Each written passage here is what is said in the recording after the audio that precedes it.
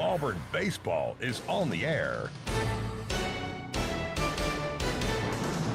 25 NCAA tournaments, 8 regional titles, and 6 trips to the College World Series. Exclusive game day coverage begins with the leadoff show. Now, let's go out to the ballpark. We're at the final weekend of the regular season, and there's no better series than what we'll witness on the Plains. Number 4, Auburn. Number 5, Georgia. Good evening in War Eagle from the Rod Bramblett broadcast booth at Plainsman Park with Brad Law and Zane Assaggio in our Skyview Auburn studio. I'm Andy Bertram. The last time Auburn won 6 straight Southeastern Conference series in a season was 1995. 31 years ago, that Tiger team won 7 SEC series. Auburn has the opportunity to equal that mark this weekend against the SEC champions. Georgia clinched the conference crown by sweeping defending national champ LSU last weekend in Athens. The Dogs lead the country with an astounding 140 home runs. UGA catcher Daniel Jackson is bearing down on an SEC triple crown, hitting .384 with 25 homers and 74 runs batted in. Auburn goes with Jake Marciano tonight. The sophomore left-hander is 4-4 with an ERA of 2.71. Georgia counters with Joey Voltko. The junior right-hander is 7-2 with an ERA of 4.41. When we return, the Butch Thompson pregame report. This is the Auburn Sports Network. There's team pride, and then there's extra Tiger pride. When I'm carrying the Auburn University Regents Visa debit card or prepaid Regents Now card, that's exactly what I get. Whether I'm grabbing some extra Auburn gear or picking up an extra dozen wings for the game, this card always brings it.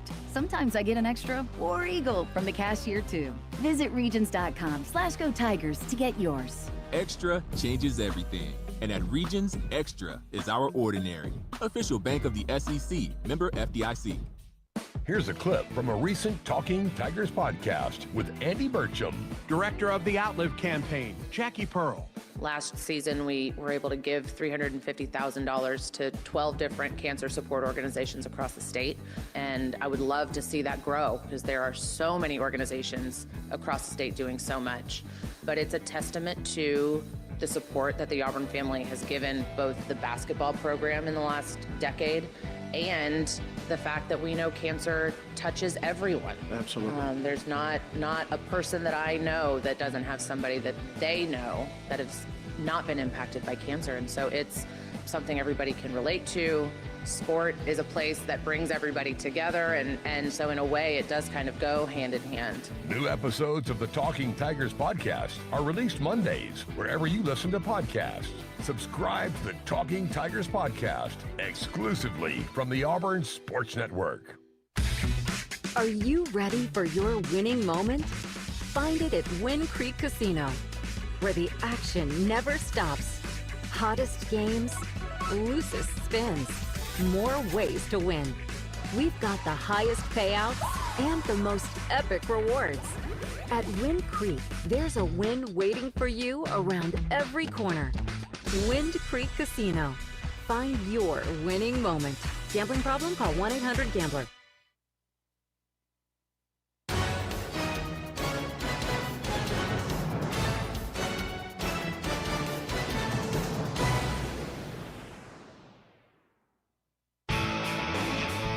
Game day coverage of Auburn baseball continues now with the Butch Thompson pregame report. Can you believe we're down to the last 3 games of this regular season? I can't. It's, and you go like some ways it seems like we've been at this a while, but really, honestly, it just clicks by so fast. But seeing these young guys just continue to grow, see them compete at a high level, and, man, it's been fun. And we have enjoyed the journey. I know I've been trying to get the whole world to understand and believe in that's what we're trying to focus on. And I think for the most part we've done that, and now we look at our last weekend here at home and trying to be present for that as well, and try to finish strong against maybe, our tallest task or tallest challenge of the entire year. This is as good a series as there is perhaps across the country for this final weekend of the regular season. Yeah, I think that's evidenced by ESPN2 or Ocho or whatever we're on this this weekend, but I know those boys are in town, and they got their A team here ready to call this game. Georgia's already secured the SEC regular season, something we wanted and something we want them to be within striking distance. They've done such a good job. 7 teams in America that have won 40 games, they're one of them. But this is an opportunity, for our team to absolutely keep seeing for like the 5th week in a row, like a super regional, and we're seeing the top of the food chain from our league this year. And can we handle this big-time offense, and can our pitchers step up to the plate, and can our offense continue to, try to keep coming on and hang with them? Other than last year in Athens, when's the last time you saw an offense like Georgia brings in here for this weekend? It's been a minute, but Wes has done that. They've really been built in this short period of time he's been the head coach around this offense. I think they call it Feed the Trees or something over there in Athens and Foley Field. I got my start in this league at Georgia, so I know what that park's like, but they have taken it to another level and swung the bats in a big way. I guess if you're watching at home or listening at home to you guys, it's really amazing. If you get deeper in at-bats against them, it's a little more like everybody else. Once you get past the third pitch of an at-bat, they get a little bit more human, but they are doing some things, and you really wonder what they're doing as much as we've researched. But the 0-0 count, the 1-1 count, there's some real tendencies for swing, and if you look at slug and percentages of offense created, that's where they've done it. So, what's our plan for each of our individual pitchers to stay in their identity, but what's the best offering, especially in 0-0 counts, especially in the 1-1 counts? Those are 2 distinct counts to be mindful of, where most of their slug decision makings of swing and take have come into place, but they've done a lot of damage in those 2 counts. A little bit different what we've seen, because if you really look at it, the last 3 weeks, A&M was the 3rd ranked offense, Mississippi State 2, and now we get 1. But these 2 counts really stick out to us. Can we, shoot for the pin, make good pitches? I've seen teams in our league that they've really had success with. If you decide to try to overpitch and nibble, you'll wind up with 15 walks in a ball game. If you decide to forget about them, come straight at them, I'm not sure that's some very offensive games too. We got to find the blend for each of our pitchers to try to take the sting out of their swing and incorporate our defense, but they're trying to do it early. They're trying to ambush and get off big swings early, so that's something to be mindful. When we talked last Thursday prior to game 1 of Mississippi State, the concern was that Jake would be going on 2 days less rest that night. Well, as a result of that Thursday, Friday, Saturday series, he's going on a full week's rest coming in here tonight. And I know he wants to get out there. I protected him for the outing, whatever it was going to be, because he was going short and walked straight into that outing and was going to do whatever best for the team. And so hopefully he's rewarded tonight, and hopefully he comes up with this plan with what I just outlined, how to handle these Georgia hitters. But, I'm excited for him to get back out there now and get reset and get back to work and throw a bunch of innings tonight. That would be nice if they could get work through this lineup a couple of times and really regain something. He had impeccable, maybe as much command, authority over the baseball early in the year as anybody. It does feel like the last 3 or 4 outings it's been more control, where he's thrown strikes, but I'm telling you, that command was so early. I hope this full week of rest can help him get back to some of that real command, that authority, and really start hitting those thirds of the plate the way he can. If you can't throw strikes, you beg somebody to throw it down the middle and get ahead. But he's one of those guys that when he's at his best, he's really pitching to thirds and quadrants and avoiding middle. I think he needs to do that, and I look for him to hopefully try to find that tonight. That'd be a key to success. Wish you all the best here tonight. War Eagle. War Eagle. Children's of Alabama reminds you that every child's head injury should be treated like a serious injury until a doctor says it's not. The CDC estimates some 4 million sports and recreation-related concussions occur each year. Even a minor fall or collision may be a concern. Symptoms typically include headaches, unsteadiness, confusion, or sleepiness.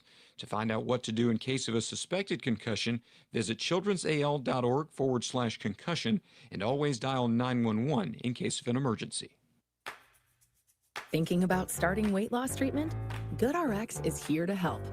We offer FDA-approved GLP-1 medications prescribed by licensed providers, including the Wegovy tablet. With straightforward pricing and pickup at your local pharmacy, or delivery to your door.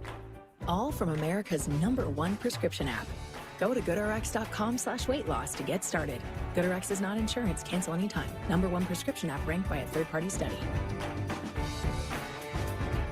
She was the sister who went unnoticed. A daffodil might look plain next to a lily, but on its own there is much to be admired. Now, her greatest chapter is yet to come. The most important thing is to be yourself. From the world of Jane Austen's Pride and Prejudice comes a new BritBox original drama. Mary, you will flourish. Based on the best-selling novel, The Other Bennett Sister, now streaming only on BritBox. Watch with a free trial at BritBox.com. Hey Tiger fans, it's college baseball season, and SeatGeek is the official ticket marketplace of Backwards K's and Bar Burners. SeatGeek makes it easy to find tickets so you can be a part of all the action this postseason. Whether you're buying or selling tickets to Auburn baseball games or to any other live event in Auburn, SeatGeek is the place to do it. SeatGeek is the official ticket marketplace of Auburn Tiger baseball. Let's go Tigers, SeatGeek. The starting lineups are presented by Yellowwood brand pressure-treated pine. If it doesn't have that yellow tag, you don't want it. We'll start with the Georgia Bulldogs, the regular season champions at 21-6 in the SEC. Wes Johnson's team 41-11 overall. And here is their power hitting lineup. Third baseman Trey Phelps in the leadoff spot. He's followed by the catcher Daniel Jackson. Batting third, the DH Michael O'Shaughnessy. Rylan Luho is the cleanup hitter. He plays center field. Batting fifth in left field, it's Kenny Ishikawa. Batting sixth, the second baseman Ryan Wynn. Brennan Hudson is the first baseman. He bats seventh. Hitting eighth, Colby Branch. He started every game this year for the Bulldogs at short. And Ryan Black plays right field and bats ninth. Again for the Bulldogs, it's Phelps, Jackson, O'Shaughnessy, Luho, Ishikawa, Wynn, Hudson, Branch, and Black. Now for the Auburn Tigers. Right fielder Mason McCrane leads it off. Batting second and playing third, it's Eric Guevara. Chase Freilich back behind the plate tonight. He's hitting third. The cleanup hitter is Chris Rembert, the second baseman. Batting fifth, it's the reigning co-freshman of the week in the SEC, Ethan Bingaman, at first base. Batting sixth, the left fielder, Bub Terrell. Hitting seventh, it's the shortstop, Brandon McCrane. Eddie Madrigal is the designated hitter. He will bat eighth. And batting ninth for the Tigers and starting in center field, it's Bristol Carter. Again for Auburn, Butch Thompson's team 35-16 overall, 16-11 in the SEC. Highest ranking of number 4 nationally, and RPI of number 2 coming into tonight. Again, it's McCrane, Guevara, Freilich, Rembert, Bingaman, Terrell, McCrane, Madrigal, and Carter. If you're looking for pregame activities, here's a website. OpelikaUnforgettable.com. Check out the stay and play options there. Great hotels, breweries, a distillery, some other unique restaurants, tons of shopping options, and don't forget that visit to Opelika's historic downtown entertainment district. Next game, pregame in Opelika. Pregame here is almost done. We've got one final timeout, and then we're back with the first pitch. Jake Marciano gets it started against the best offensive team in the SEC. The final regular season weekend gets underway after this. This is the Auburn Sports Network. Download the Auburn Athletics app, powered by War Eagle Mobile. Buy tickets, be a part of game day giveaways, shop the latest Auburn gear, and manage your War Eagle Plus subscription. And listen to every broadcast from the Auburn Sports Network, even when multiple games are happening simultaneously, on the official mobile app of Auburn Athletics. Download it now. Children's of Alabama reminds you that every child's head injury should be treated like a serious injury until a doctor says it's not. The CDC estimates some 4 million sports and recreation-related concussions occur each year. Even a minor fall or collision may be a concern. Symptoms typically include headaches, unsteadiness, confusion, or sleepiness. To find out what to do in case of a suspected concussion, visit childrensal.org/concussion and always dial 911 in case of an emergency. Alabama Power is here for you when big storms hit, but we're also here for the little things. We're there to get the coffee started, to make sure everyone's ready for school, for midday dance breaks and evening entertainment, We're also there to help you save on all that energy with easy-to-use tips, tools, and efficiency programs. So enjoy these moments. Kids, movie night. And we'll do the rest. Visit alabamapower.com and follow us on social to learn more. Strike out ants, termites, and other pests with a call to Cook's Pest Control. Cook's proven pest control methods and superior termite control system keep your home safe and are backed by a 110% satisfaction guarantee. As the weather gets warmer, your spring cleaning isn't done until you call the official pest control partner of the Auburn Tigers, Cook's Pest Control. Looky, looky, looky, here comes Cookie, Cook's Pest Control.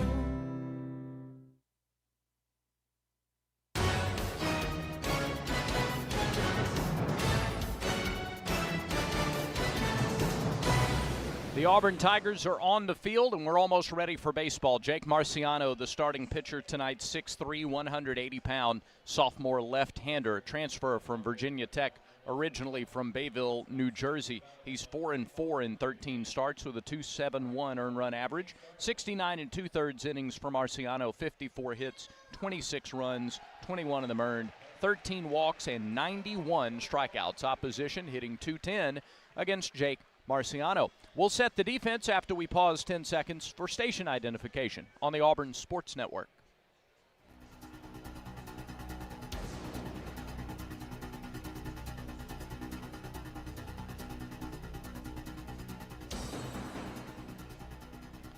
Defensively behind Marciano, Bub Terrell in left, Bristol Carter in center, Mason McCrane in right field.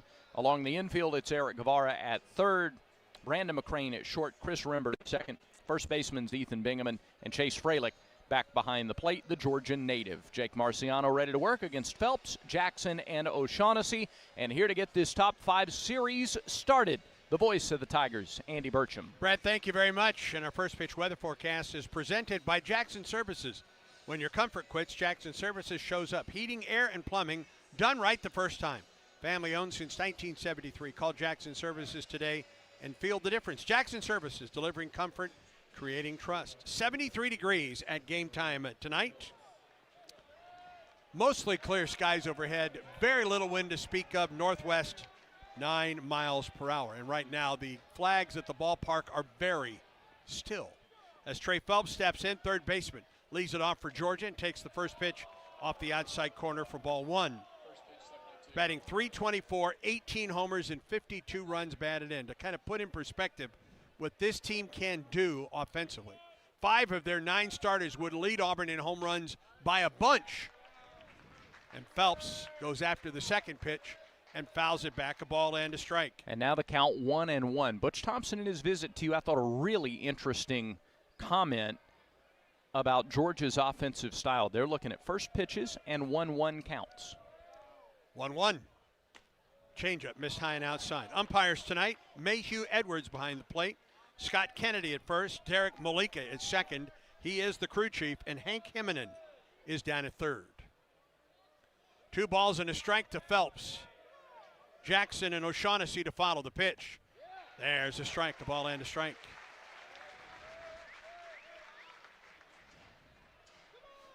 Two and two, the count to Phelps.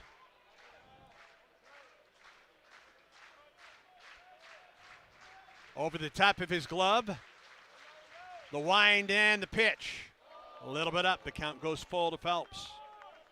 Not only does Georgia hit a lot of home runs, they draw a lot of walks. They have high on-base percentages. Phelps at .498. It's the last weekend of the regular season. He's getting on base half the time.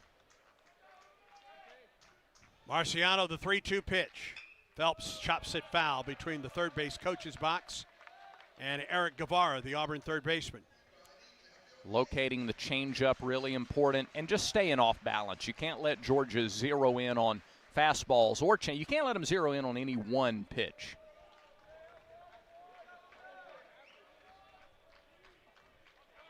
Full count is the pitch on the way. Strike 3 call. Right down the middle. Boy, got him looking. And Phelps leaned down. He was starting to take off the shin guard. Just a really good pitch. Marciano going after the inside corner there against the right-handed hitter, and he caught Phelps looking for something away. K-Counter presented by Kia of Auburn. Where? You're always number one. Here is Daniel Jackson. Catcher for Georgia, 384 the average, 25 homers, 74 runs batted in. First pitch to him. Misses high and away for ball one. He right now, if the season were to end at this moment, he would win the SEC Triple Crown. And he has 24 stolen bases. Yeah. 1-0 pitch. Strike on the inside corner, 1-1 the count. And Marciano being able to hit that inside corner is absolutely critical to his outing tonight. Yeah, Jackson, there have only been 5 25-25 seasons ever in college baseball. 1-1 pitch. Chopper foul over the top and into the Auburn dugout. A ball and 2 strikes to Jackson. Jackson, 25 homers, 74 runs batted in. He has 11 doubles this season. He has struck out 48 times. Yeah. Oh, yeah. Feast or famine. He's behind a ball and 2 strikes. Here's the pitch. Swing, and he stayed back on that one and fouled it up and out of play off the right side.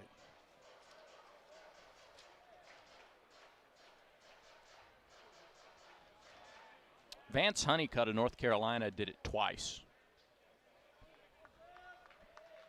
22 and 24. 1-2. Upstairs, 2 balls and 2 strikes. A fastball at 90 from Jake Marciano. It happened 3 times in 1997. Huh. Interesting. Yeah. 2-2. Foul tip. Now that was a live bat era. So 25 homers in 97. That wasn't real. Right. That's kind of common, frankly. 2 guys on the same team did it. And Auburn played that team. LSU? Nope. Okay. Rice? No. Florida State? Yes. There we go. And one of them was J.D. Drew. Yes. There we go. 2-2.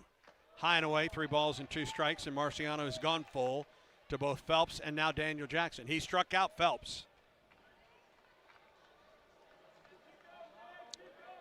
The other was Jeremy Morris at Florida State. Yes. Casey Child of Utah did it as well that year. Full count to Daniel Jackson. Pitch on the way. He walked him. That was down the middle. It was just up. And now a guy on base that has 24 stolen bases in 25 attempts, and he's a catcher. So he could go after that 25-25 right here. Sure. Here's Michael O'Shaughnessy, the DH, batting .306, 17 homers and 48 runs batted in. So far, Andy, it's 50-50 through 2 batters. Auburn's wanted to get deeper into counts against Georgia offensively. They've been patient. Pitch to O'Shaughnessy. Strike call. That's a fastball middle away. I don't know how many first pitch fastballs you'll see there, but again, mixing. First pitch out of the zone to batters 1 and 2. Maybe O'Shaughnessy's going to go up there looking to take, and he gets a strike. Lefty on lefty, instead of throw to first, and Jackson is back standing up.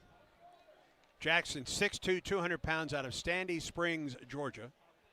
Transferred in from Wofford, and is likely to be the SEC Player of the Year. Come Monday. Pitch. O'Shaughnessy into left. Right at Bub Terrell. Looks around to the sunshine out there. Makes the catch. 2 down. Good. Got ahead in the count. O'Shaughnessy went after. Again, they like to swing earlier in counts. And the line drive there the other way to Bub Terrell. Go ahead. Chase Fralick. Teams have been successful only 20 of 27 times. He's thrown out 7 of 27 would-be base stealers this year. There's Ryan Luho out of Coconut Creek, Florida. He is the cleanup hitter. He only has 8 homers, 36 runs batted in. Throw to first, and Jackson is back. More of a slap-style hitter. That's right. Batting .361. Yeah. As a team, Georgia comes in batting .328 with 140 runs batted in. 305 in the league, 58 homers in SEC play.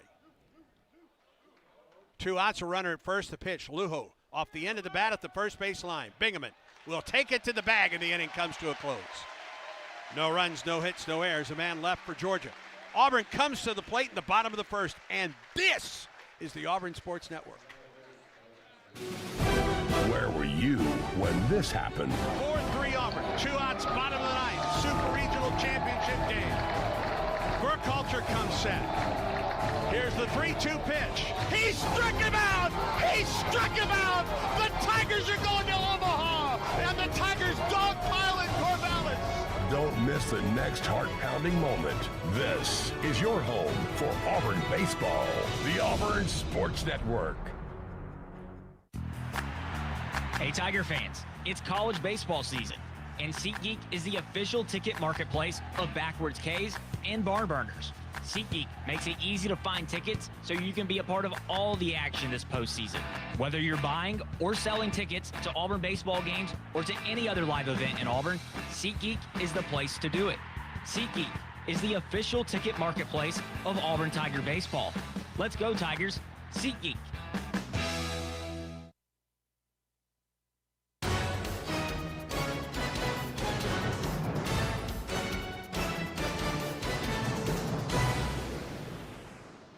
All right, Georgia gets a walk, but no runs in the top of the first, so Auburn sends McCrane, Guevara, and Freilich out there against Joey Volchko.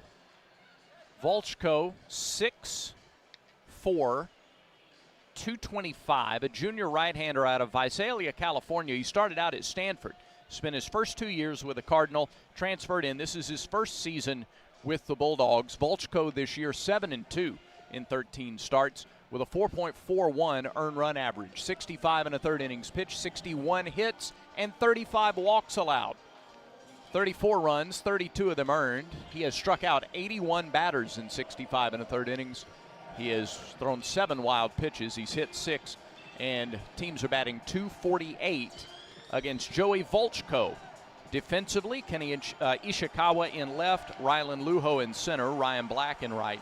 Along the infield at third, it's Trey Phelps, Colby Branch, the everyday shortstop, second baseman Ryan Wynn, Brennan Hudson is over at first, and Daniel Jackson behind the plate. Volchko the righty against McCrane, Guevara, and Freilich in the bottom of the first inning. Tigers in the blue tops and bottoms tonight. Blue numerals and lettering with the blue ball caps, the white AU across the front this evening. In spite of the fact that it's not a Friday, they're still with the Blues tonight. Final first game of the regular season weekends. And McCrane will lead it off for Auburn, batting .305. Pitch. Stays up a little bit. 1 ball and no strikes. .305 the average for the freshman. 5 homers and 34 runs batted in. Volchko pitches. And it's in there for a strike, a ball and a strike. 93 with some movement from Joey Volchko. Right-hander against the left-handed hitter. Now the 1-1. Outside, he held up and appealed to third. Hank Hemminen says he did not go. 2 balls and a strike. It is a packed house, and folks continue to file in on a gorgeous Thursday evening for baseball. Swing and a tapper foul to the right of the plate area. 2 balls and 2 strikes now to McCrane. A full house in the K corner. Same for the back 40. Out in right center. The Yeti yard up on top of the War Eagle wall. Now the 2-2 pitch. High and away. That one got away from him. 3 balls and 2 strikes to McCrane, and 3 levels deep in the parking deck out in left field. And that's for a Thursday night. Thursday night game. Yeah. Here is the 3-2. McCrane reaches out and fouls it back. McCrane, Guevara, and Freilich. Good to see Chase back in the lineup. Got Tuesday night off, nursing a slightly bruised heel. Said it happened on a bunt attempt. He tried to leg it out and hit the bag at first with the heel. 3-2. McCrane into the gap in left center field. That's going to get down. That's going to go to the wall. Mason around first base. He digs for second. He will hold up there with his 8th double of the year.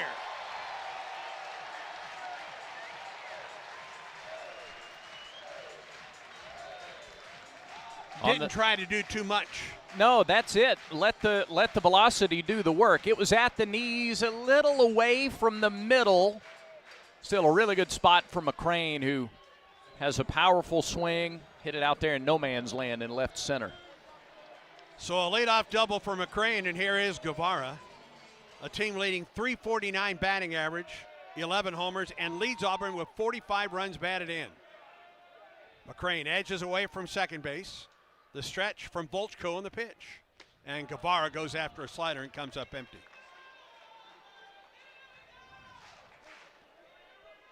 Phelps, the third baseman, guards the line. Volchko, the set. Here's the pitch. There's a strike, another slider, this time on the inside corner. And Volchko ahead of Guevara, no balls and 2 strikes. He could see the same pitch 3 straight times here. This one a little further out. A 1-1 pitch coming home to Guevara. Way away, gets by the catcher. And McCrane will go to third. Jackson tried to backhand it, got a glove on it, but it still rolled about 2/3 of the way to the backstop. And for Volchko, that is his 8th wild pitch. Now for Guevara. Yeah, contact. Yeah, contact anywhere. And the infield is back. They'll give up the run. Yep. Stretch. Now the 1-2. Ground ball to the shortstop. That'll get the run home. Branch to first for the out, and Auburn leads 1-0. Really good job of bearing down with 2 strikes by Guevara. Veteran player, just needed to make contact. And if you're surprised that Georgia would do that, no, don't be. Yeah, they're not worried about 1 run in the first inning, no. are they? They're averaging 9.6 Yeah. runs a game this season. Yeah. All right, run home for Auburn. Here's Freilich. Wind and pitch. Strike called on the outside corner. A double by McCrane went to third on a wild pitch. That turns out to be a big play in the inning. And then scored in the ground out by Guevara, his team leading 46th RBI. Pitch. Curveball in there for strike 2.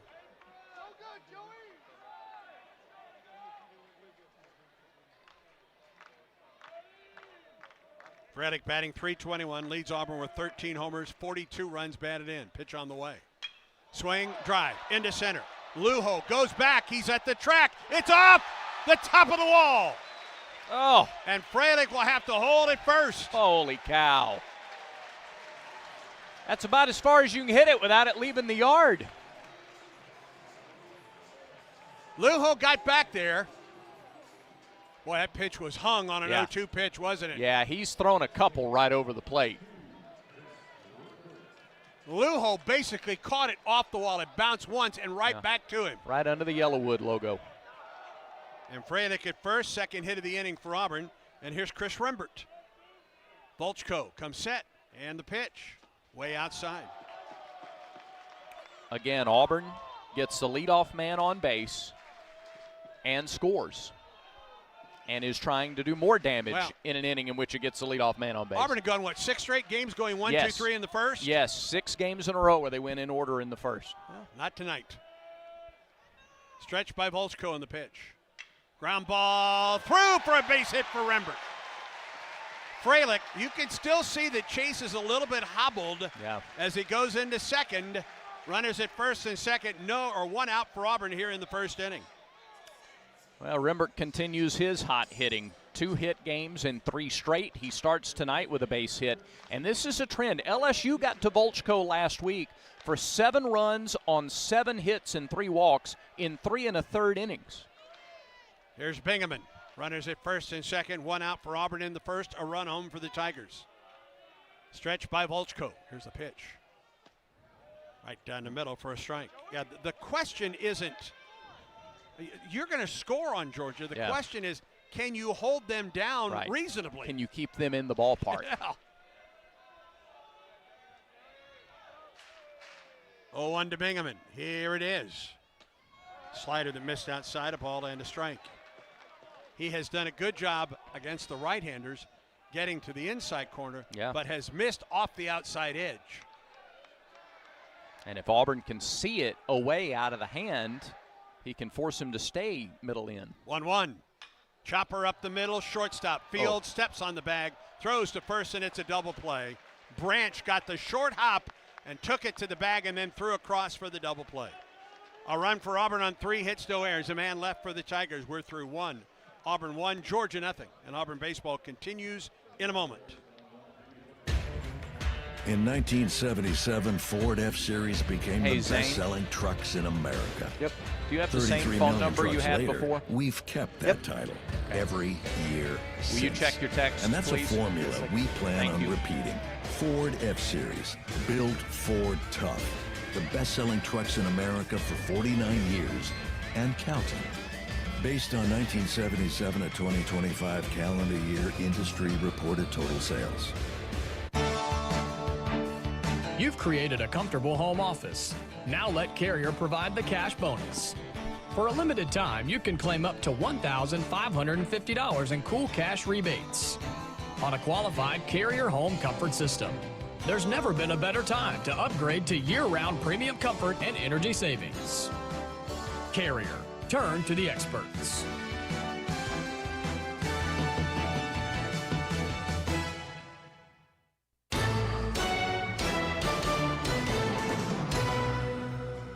One nothing Auburn as Georgia comes to the plate in the top of the second. Boy, this is an eventful week of baseball for Auburn. Auburn's senior day or senior night tonight. Tigers honored Abe Chancellor, Todd Clay, Logan Gregorio, Mason Cook, and Lucas Steele. Student assistant coach Sonny DeShera and student manager Drew Wren before the game. Tomorrow is the dedication ceremony of Josh Donaldson going on the Wall of Fame out in left, joining Frank Thomas and Tim Hudson, Bo Jackson, and Greg Olson. We saw the Big Hurt along with Greg Olson and Huddy downstairs earlier tonight. It's a lot of Major League prowess down there. You're not kidding. We're going to add an MVP to that wall. That's right. Tomorrow evening. Kenny Ishikawa will lead it off. The left fielder batting .372 on the season. Pitch on the way. Left-handed hitter takes a strike. And then Saturday in pregame ceremonies up here, we will officially dedicate the Rod Bramblett home radio booth. Now the 0-1. It drops low, a ball and a strike. There are also graduations. Do you know what? Are the graduation ceremonies Saturday? I don't know. I will check. We're going to find that out. Yeah. 1-1 pitch to Ishikawa. Just missed the outside corner, 2-1.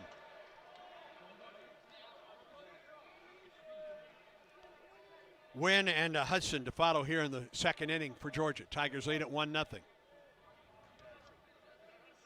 Marciano the line in the 2-1. Drops low, 3 balls and a strike to Ishikawa.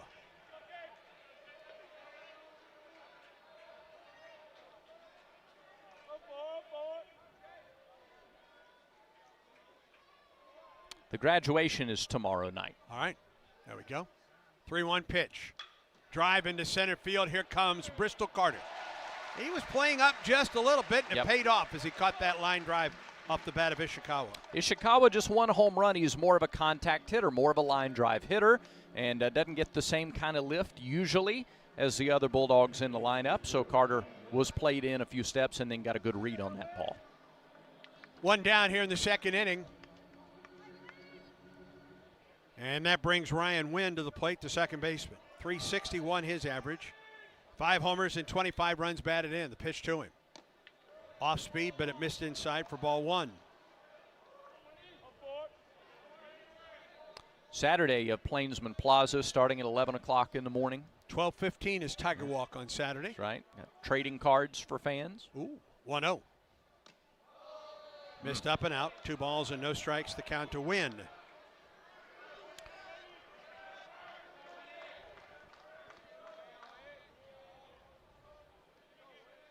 Auburn swings around a little bit to the left side with the infield, the 2-0. Ball 3 high and outside. Mercy. That was the closest of the 3.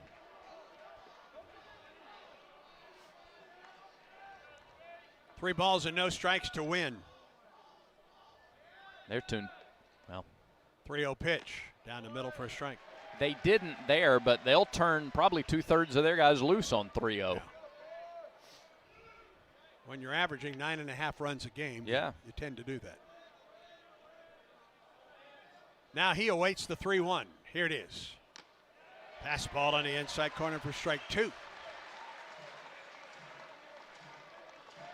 This is the third 3-ball, 2-strike count here in the first inning and a third for Jake Marciano.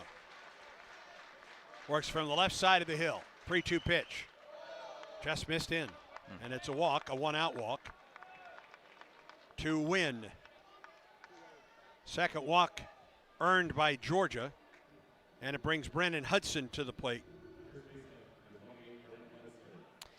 Marciano is coming off of a season low pitch count a week ago. He only threw 44 pitches in his 2 innings against Mississippi State. That was on short rest, but with the full week. Throw to first, and Wynn is back. 1 out of 2 in stolen bases this season for the Bulldogs. Finish the thought. It's not as distressing if the pitch count is a little higher tonight for Jake, as long as he's effective. Pitch on the way. Hudson swings and misses. That was off speed at 77. Hudson, 273 the average. 16 homers, 40 runs batted in.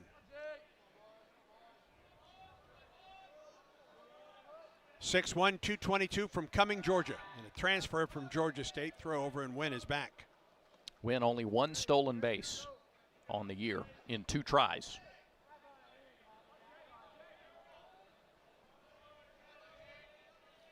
Marciano checks the runner at first and throws to first, and Wynn is back. Georgia, 56 of 64 stealing bases. 24 of those alone from Daniel Jackson.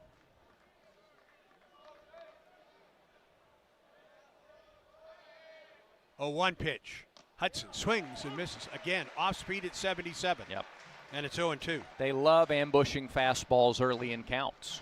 And so off-speed effectiveness, Marciano's been good with it early on tonight. 0-2 pitch. Strike 3 call. Fastball this time. 91 on the heater. Second strikeout of the ball game for Marciano. The K-Canner presented by Kia of Auburn, where you're always number 1. Yeah, at least this first time through the order, Jake's pitching backwards. He's using off-speed early in counts, and the 2 strikeouts have both come on fastballs, and they've both been looking. And I'm not sure you can say that about this Georgia team pitching backwards, because that's kind of the way you do it with this team. Here's Colby Branch, the shortstop. First pitch inside for ball 1. Second inning tonight presented by Auburn Bank, champions of you. 1-0 to Branch. He started, or he completed, that 6-4 double play to get Georgia out of further trouble in the first. Pitch to him. Ooh, big swing and a miss. It's interesting watching this team take batting practice. Yeah. Because rarely do you see anybody on their infield during batting practice. Yeah. Everybody is out at the wall. And then you see why. They're not trying to get to the top of the ball in BP. No. 1-1. Nope. Throw to first, runner back. They're trying to get to the top of the wall, not the top of the ball. Yes. And they throw their pitches in BP about half the distance closer to the plate. Yeah, right on top of them. Uh-huh. A ball and a strike to Branch. Runner at first, 2 outs. Top of the second, pitch on the way. Swing and a miss, and a fastball at 90. Hey, against Branch, he's used a couple of fastballs. A really well-placed one on the outside corner. Brought that one in a little more, but it was a little faster. All right, do you see something off speed right here? 1-2 pitch to Branch from Marciano instead of throw to first. They are keeping Wynn close to first in spite of the fact that he's only attempted 2 stolen bases, has been successful once. If I'm Branch, I'm looking in because the 2 strikeouts have been on the inside corner. 1-2 pitch. Again, throw to first. And that was where Fralick set up there before the throw.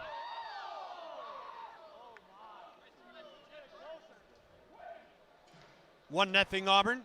2 outs, top of the second. Dogs with a runner at first and a 1-2 count to Colby Branch. Here's the pitch. He tried to hold up. Oh, and they say he did. My goodness. Well, it was a good pitch anyway. Whoa. That should have been a third strike anyway. Whoa, I'd love to see that one again. 2 balls and 2 strikes to count. All right, don't let that affect you. The pitch. Oh, my. Well, it's the same pitch he struck out 2 already. Yeah, Marciano was already off the hill. And Frelick was ready to toss the ball. Wow. 3 balls and 2 strikes to count to Branch. He's going to challenge him here. Stretched by Marciano on the pitch. Popped it up. Right side, is there room for Bingaman near the Georgia dugout? There is. He makes a catch, inning over. No runs, no hits, no errors. A man left for the Dogs. We go to the bottom of the second. Auburn 1, Georgia nothing, and this is the Auburn Sports Network. At Affordable Comfort Cooling Systems and Plumbing, we believe our work is more than just AC and plumbing repairs. It's about serving people with integrity and care. As a Christian-owned company, we take Colossians 3:23 to heart. Whatever you do, work at it all with your heart, as working for the Lord, not for men. That's why at ACCS and Plumbing, we do the job right the first time and always stand behind our work. As a proud Ream dealer, we're committed to offering top-quality products and faith-driven values. Give us a call today or visit accsauburn.com to learn more. That's accsauburn.com. Alabama license number 12084. Keeping your money in a traditional savings account is like using the Yellow Pages instead of Google. Outdated and slow. Skip the small, slow returns and put your money to work with the Max Elevate Money Market. You get all the same security of a savings account, plus the ability to earn even more on your money. Get started at mymax.com/elevate or call us at 260-2600. Certain restrictions apply. Federally insured by NCUA.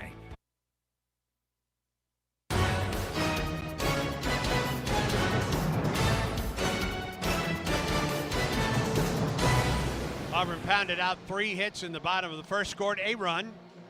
Tigers lead at 1-0 coming to the plate in the second. It will be Terrell, Brandon McCrane, and Madrigal for the Tigers.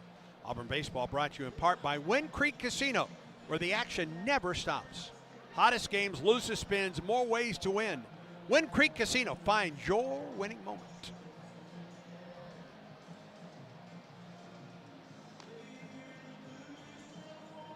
$19 pitches in the first inning for Volchko.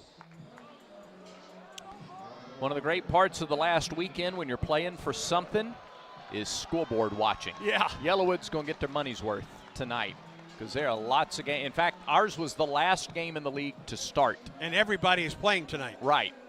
So we'll update some of those and some pretty interesting scores and relevant to Auburn on the Yellowwood scoreboard as we go throughout this inning. Here's Bub Terrell, 12 homers, 36 runs batted in. Pitch on the way. Bub takes it inside for ball 1.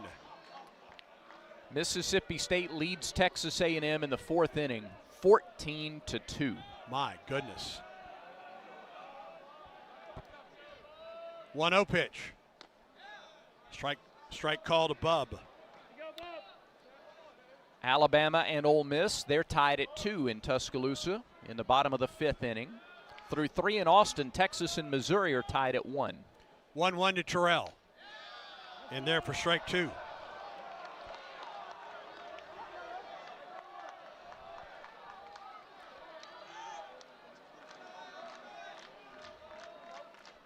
One-two pitch.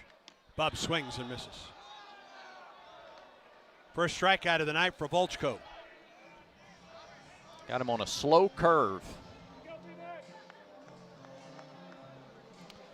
Also on the Yellowwood scoreboard, Kentucky leads Arkansas 4-2 in Lexington. They're in the bottom of the 7th in that matchup. Florida leads LSU 6-0, bottom of the 3rd in Baton Rouge. Here's Brandon McCrane. The bat with nobody on and 1 out. The first pitch to him misses up and in. Second leading hitter on the Auburn Ball Club, batting .345 with a homer. 26 runs batted in, 16 stolen bases for the Auburn shortstop. Volchko, the wind and the 1-0. There's a strike on the inside corner, 1-1. He has dialed in that slider a little better here in the second than he had it in the first. 1-0 Auburn leads it. 1 out, nobody on. Bottom of the second inning, the 1-1.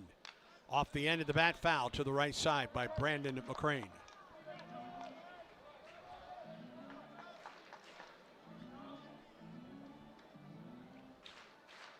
He did a good job getting ahead of the hitters in the first, but gave up 3 hits. Yeah. Bailed out on a double play ball on a terrific play by Branch, the shortstop. 1-2.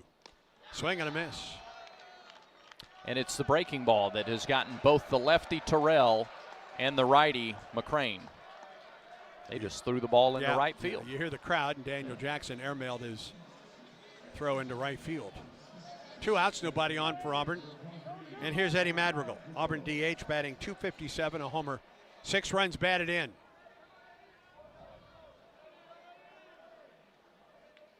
Volchko goes to the line in the pitch. Outside, a ball and no strikes.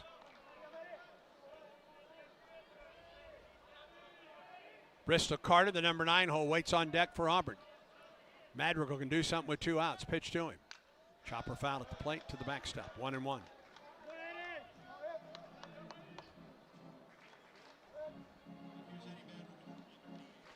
With 3 hits in the first inning and a double play ball, Auburn hasn't been able to put the ball in play here in the second.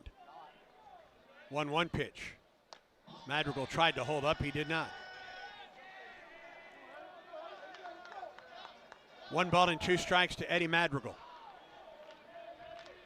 Depending on the polls, this is the number 4 and 5 teams in the league. Madrigal fouls it off. There was some confusion as how Georgia was going to play the shift. Phelps eventually got to the right side of second base, but there was some confusion between he and Branch. And the second baseman win 20 feet on the outfield grass. Count remains 1 ball and 2 strikes to Madrigal. Here's the wind and the 1-2. Just missed the outside corner. Georgia thought it had a strikeout there. 2-2. He's got a slider, and then that is a much slower, maybe a standard curveball. 2-2 the count to the Auburn designated hitter. The wind and the pitch. Down and in.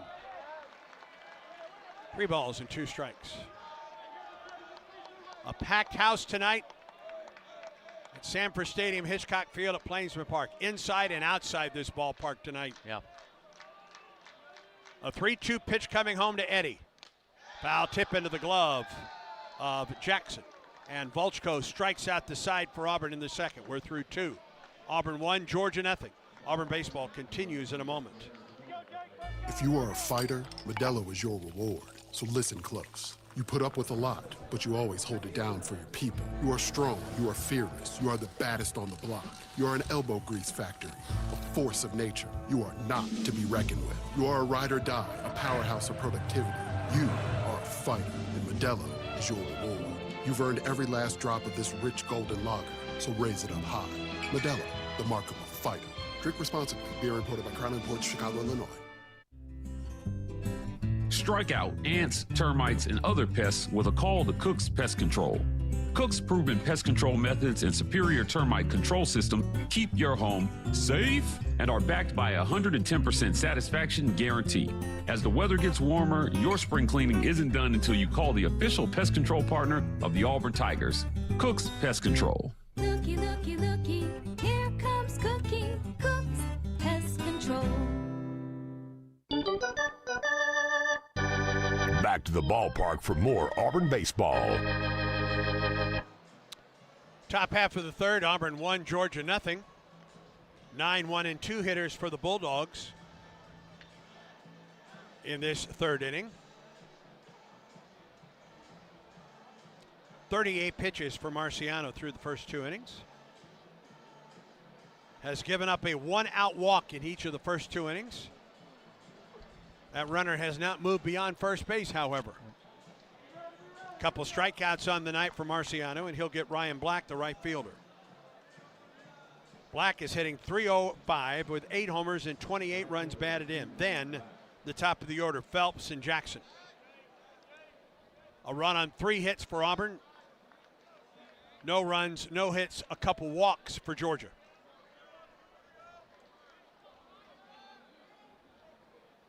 Marciano with the first pitch of the third. Here it is. Swing on a high fly ball into right. Not very deep, however, short of the warning track, and McCrane makes the catch. 1 out. Got that far enough in between the barrel and the hands. Black wasn't able to get as much power behind it. I guarantee, though, they thought they had a pitch to ambush right Yes. there. And many times they have this year. Yeah. 1 out.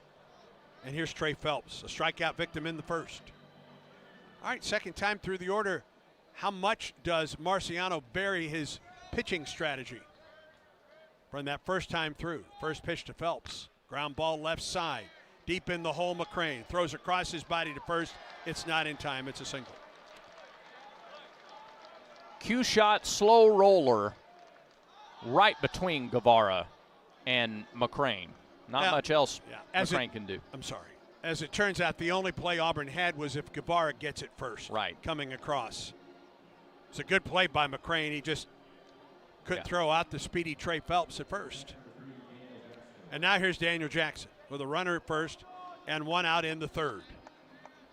Jackson walked in the first. That infield hit by Phelps, the first of the night for Georgia.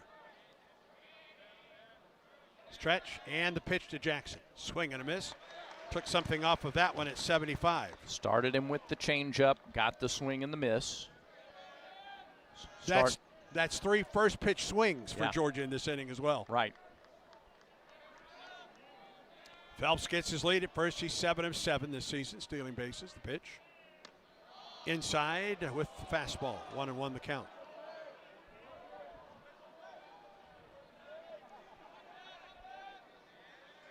One nothing. Tigers lead it. Georgia runner at first and 1 out here in the third. Stretching the 1-1 not made. A throw to first and Phelps is back. Yeah, outside of Jackson, they just don't run a ton. Lujo, the only other guy with double-digit attempts. Phelps the lead at first. Stretch the pitch. Right down the middle. A fastball at 89. And the count goes to a ball and 2 strikes on Daniel Jackson. And he took it. A little surprising. Guevara pretty close to the line at third. Big hole left side of the infield. Jackson awaits the 1-2 pitch. Here it is. Chopper, third base side, foul into the photographer's well. And out. Well, it's just a gorgeous night for baseball. It is beautiful. Ballpark looks great. Yeah. A little chill in the air. Yes, indeed. 7 o'clock again tomorrow night. 2 o'clock for the season finale, the regular season finale on Saturday. 1-2 pitch. Here it is. Jackson takes it inside. 2-2.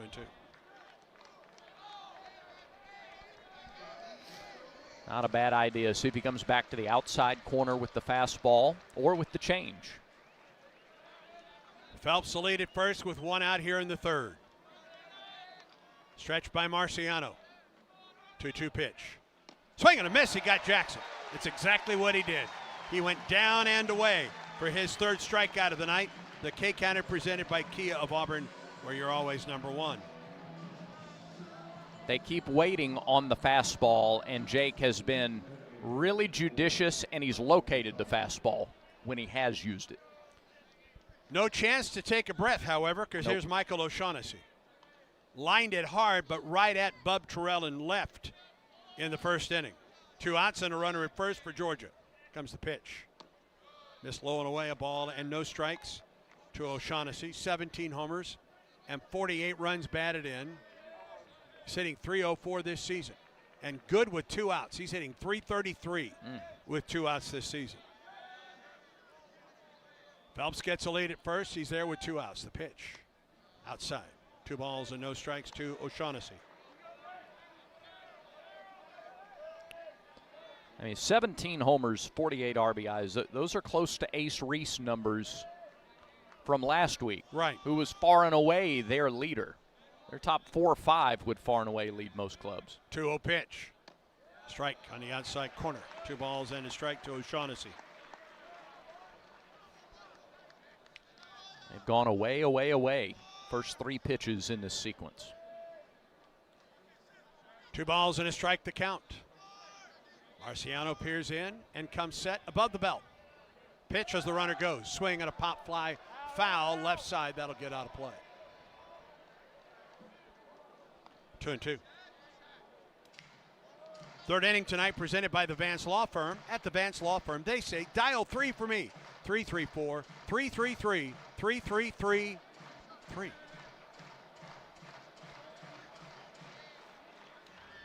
Shift on now with 2 strikes.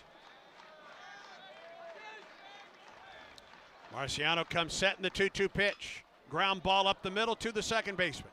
He will tag the runner coming by.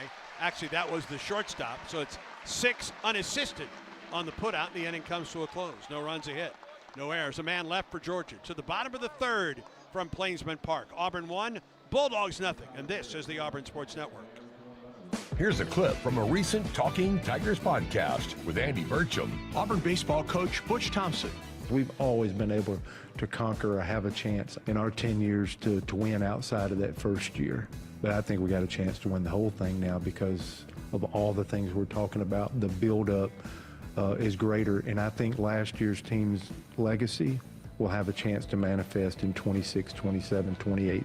The support our people gave us, it gets the chance to manifest. The new Plainsman Park and everything that's happened, it gets a chance to show out here over the next few years. So this is awesome reflection, but I've never seen the job more urgent or more exciting or more pivotal in the history of our program than it sits right now. New episodes of the Talking Tigers podcast are released Mondays wherever you listen to podcasts. Subscribe to the Talking Tigers podcast exclusively from the Auburn Sports Network.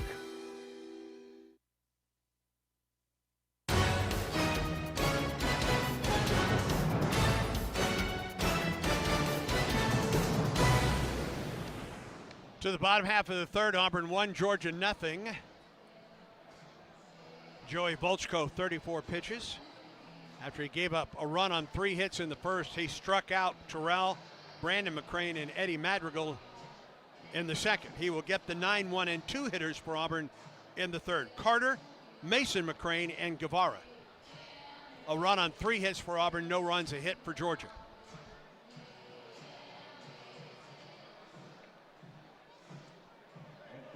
Bristol batting .301, a couple homers, 25 runs batted in. And far and away, Auburn's stolen base leader with 29. Got to go up there looking for Volchko to throw the slider or the curveball. He threw it so effectively in the second inning. You got a guy who the first half plus of the year was the leadoff hitter. Phelps comes up at third. Bristol shows bunt, takes a strike on the outside corner. Not only Phelps came up, but so did Hudson. Yeah, there's a lot of room up the middle. 0-1. Missed low and away, a ball and a strike to Bristol. 301 the average, couple homers. 25 runs batted in.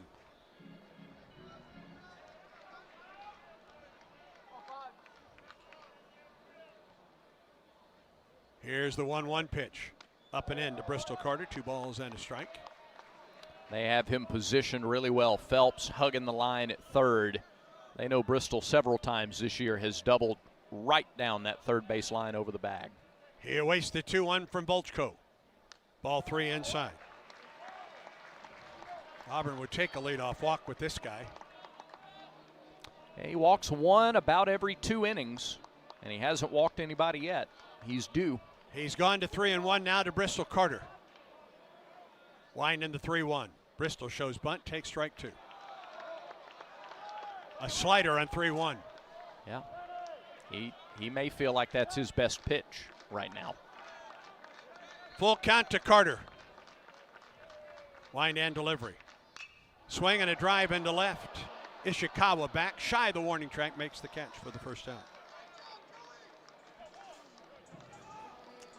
Well, that double play in the first inning settled Volchko. Auburn had 3 hits in their first 4 batters at that point. And then since then, no base runners. Mason McCrane led off the Auburn first with a double to the gap in left center. He went to third on a wild pitch and scored on the ground out by Guevara. He bats with nobody on and 1 out here in the third. The pitch to him. Didn't get that call on the outside corner. 1-0 the count to Mason McCrane. Hitting .310 this season, 5 homers and 34 runs batted in.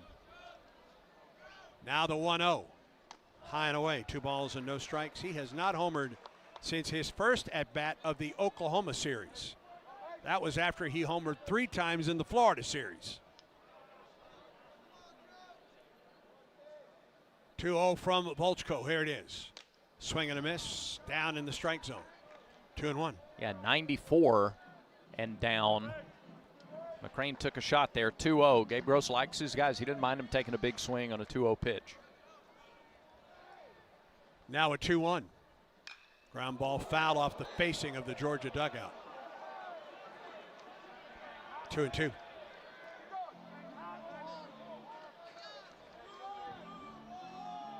Like somebody yelled, "Get!" at those dogs down there. And they did. And they sure did. Yeah. 2-2 pitch to McCrane. Curveball that was up and stayed up, 3-2. He's gone full to the last 3 batters going back to the second inning. Now a 3-2 to Mason McCrane. Here it is. Inside. Nice take and a walk for Mason. First walk of the night for Joey Volchko. And it brings Guevara to the plate. On an 0-2 pitch, he grounded out to Branch at short. But it scored McCrane from third for tonight's only run. 22nd walk of the year that McCrane has drawn. And he's at first base with 1 out.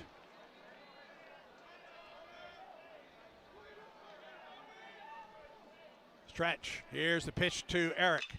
Swing on a high fly ball to right. Near the line.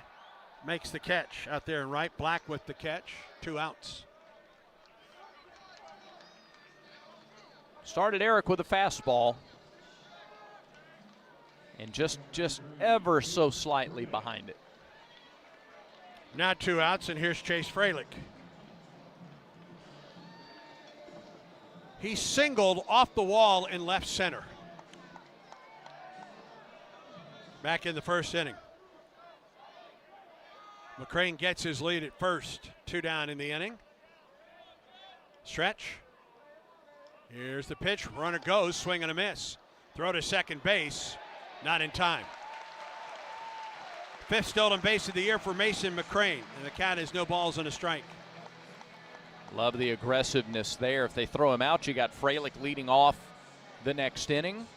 Jackson has thrown out 12 of now 47 would-be base stealers. Crane with a good jump and a good slide.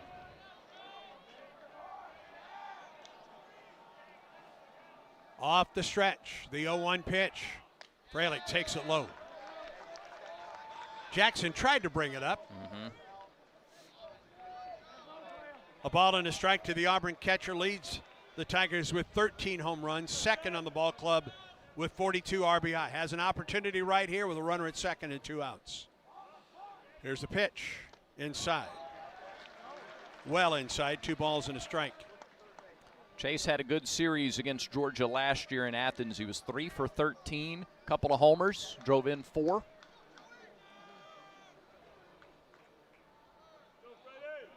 Two balls and a strike to Fralick. Mason McCrane gets his lead at second. 2 outs in the Auburn third. Stretch and pitch. Drops in for strike 1 or strike 2. Jackson did bring that one up. He stole a strike. And Chase knows it as his counterpart. Yeah. 2 balls and 2 strikes. Second baseman about 10 feet on the outfield grass. Still a lot of room up the middle for Fralick, as he awaits the 2-2 from Volchko, who steps off. Volchko was down to 1 on the pitch clock. Mason McCrane leads from second. Stretch, 2-2 pitch. Down and in. Full count now to Fralick.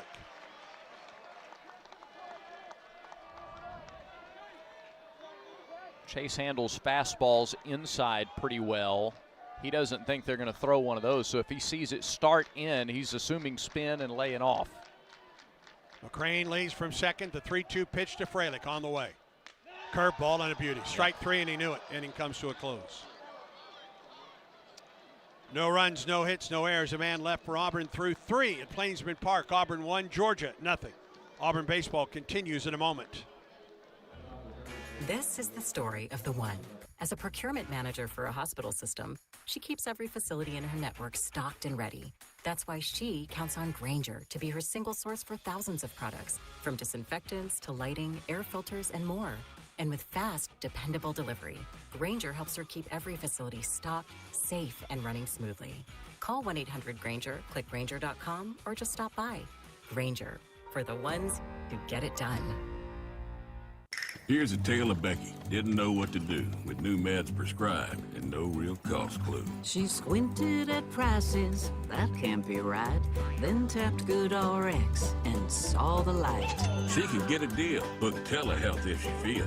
Learn about those meds without any stress. That one little app does all the rest. Even my horse downloaded it. Dang, save time and money on prescriptions. Check GoodRx. GoodRx is not insurance. Exclusive play-by-play coverage of Auburn baseball is brought to you by Alabama Power. Alabama Power is a proud supporter of the Auburn Tigers. 1-0 Auburn. We're through 3. Number 4 Auburn, number 5 Georgia. In their booth, they're saying number 4 Georgia, number 5 Auburn. It depends on the polls that you look at. It's the best series, perhaps, in college baseball this weekend. No doubt. Through 3, Auburn leads at 1-0. To take you through the middle 3, Brad Law. How about if you use RPI? It's number 2 versus number 15. How about that? Auburn, the number 2 RPI, strongest RPI among SEC teams, and I'd hate to be a member of that committee trying to decide who gets to host and who doesn't get to host. And a lot of really impressive resumes for teams that are going to be going on the road.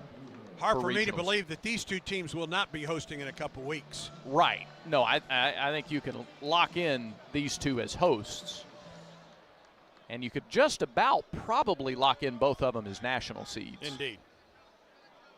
Rylan Luho leads it off for Georgia. He takes a first pitch strike. 0-1. Luho's here, or Mayhew Edwards, the home plate umpire, hearing it a little bit from the Georgia dugout there. Thought that was a little high. Count 0-1 on the center fielder. He grounded out to first his first time. He takes a strike on the inside corner. 88 fastball, and Marciano gets in front, 0-2. Jake has given up a couple of walks and a single, and that's it. 1 in each of the first 3 innings. Walk in the first, walk in the second, single in the third. Now the 0-2 pitch in the fourth. Luho swings and grounds it foul past third. Hit sharply, but he was early. He's upset with himself, too. Yeah. Early on a changeup. And I think he saw the changeup, too. But you know what he was? Early. Yes. Yes. Marciano, 54 pitches. Sophomore southpaw. Looks into Fralick to get the sign. Chase gives it to him and sets up. 0-2. Line drive, base hit left field. Off the end of the bat, he pulled it into left. And it's a leadoff single for Luho. First time the Bulldogs have had the leadoff runner on base. Take a look at the Yellowwood scoreboard. 4-2 Kentucky leads Arkansas. They're in the bottom of the 8th in Lexington. In College Station, Mississippi State 16, Texas A&M 4. I'm sorry, 15-4. Kenny Ishikawa stands in from the left side for Georgia.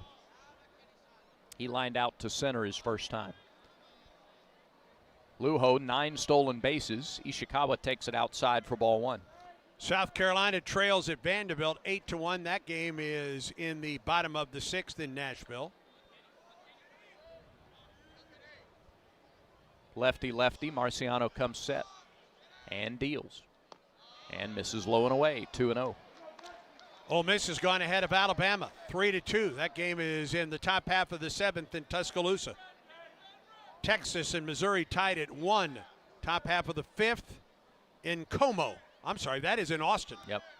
2-0, throw to first instead, and the runner is back. Florida leads at LSU 7-3 in the bottom half of the 4th. Tennessee and Oklahoma tied at 4 in Norman. That game is going to the bottom of the 4th there. 2-0 pitch. Georgia left fielder takes, ball 3 just off the outside corner, 3-0. Auburn thought it was a strike. It's now 3-0.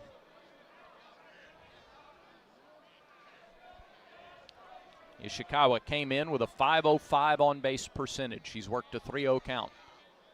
Marciano delivers. And misses the outside corner, ball 4. And that will get the Auburn bullpen at least further occupied. L.J. Cormier is headed down. So is Jackson Sanders. Yep. And now Georgia with its biggest threat of the night. First time Bulldogs have had a runner in scoring position, a single and a walk. And the number 6 hitter, Ryan Wynn, to the plate. He walked in the second inning. And Georgia gets together for an offensive timeout here in the top of the 4th. SEC standings coming into the weekend. Georgia's already clinched the 1 seed for the SEC tournament. Texas A&M and Texas are tied at 16 and 10. They're going to play 1 fewer game than everybody else. Auburn and Alabama 16 and 11. So tiebreakers don't matter when you're talking about Texas A&M and Texas because you can't be tied with them. True, but the tiebreaker with Alabama does. It does. And Auburn doesn't have that tiebreaker. It does, however, have the tiebreaker over the 3 teams behind it by a game. Florida, Mississippi State, and Arkansas, all 15 and 12. Meeting is over. Wynn steps in. Would they try to bunt him over? Or bunt the runners over with nobody out? Let's see. Throw to second. Wynn did show bunt. Interesting, because he does not have a sacrifice bunt this season. Got to be some gamesmanship there. Maybe Georgia knew that Auburn would look for a tell, and we'll find out for real here. Marciano fires, and the pitch is taken for a ball low. He was not squaring there. Marciano's missed with 5 in a row, and none have been way off. Tying run at second. Go ahead run at first. We're in the 4th inning. 1-0 pitch to Win. Called strike. Change up. And a Bronx cheer from this big crowd at Plainsman Park. It's 1-1.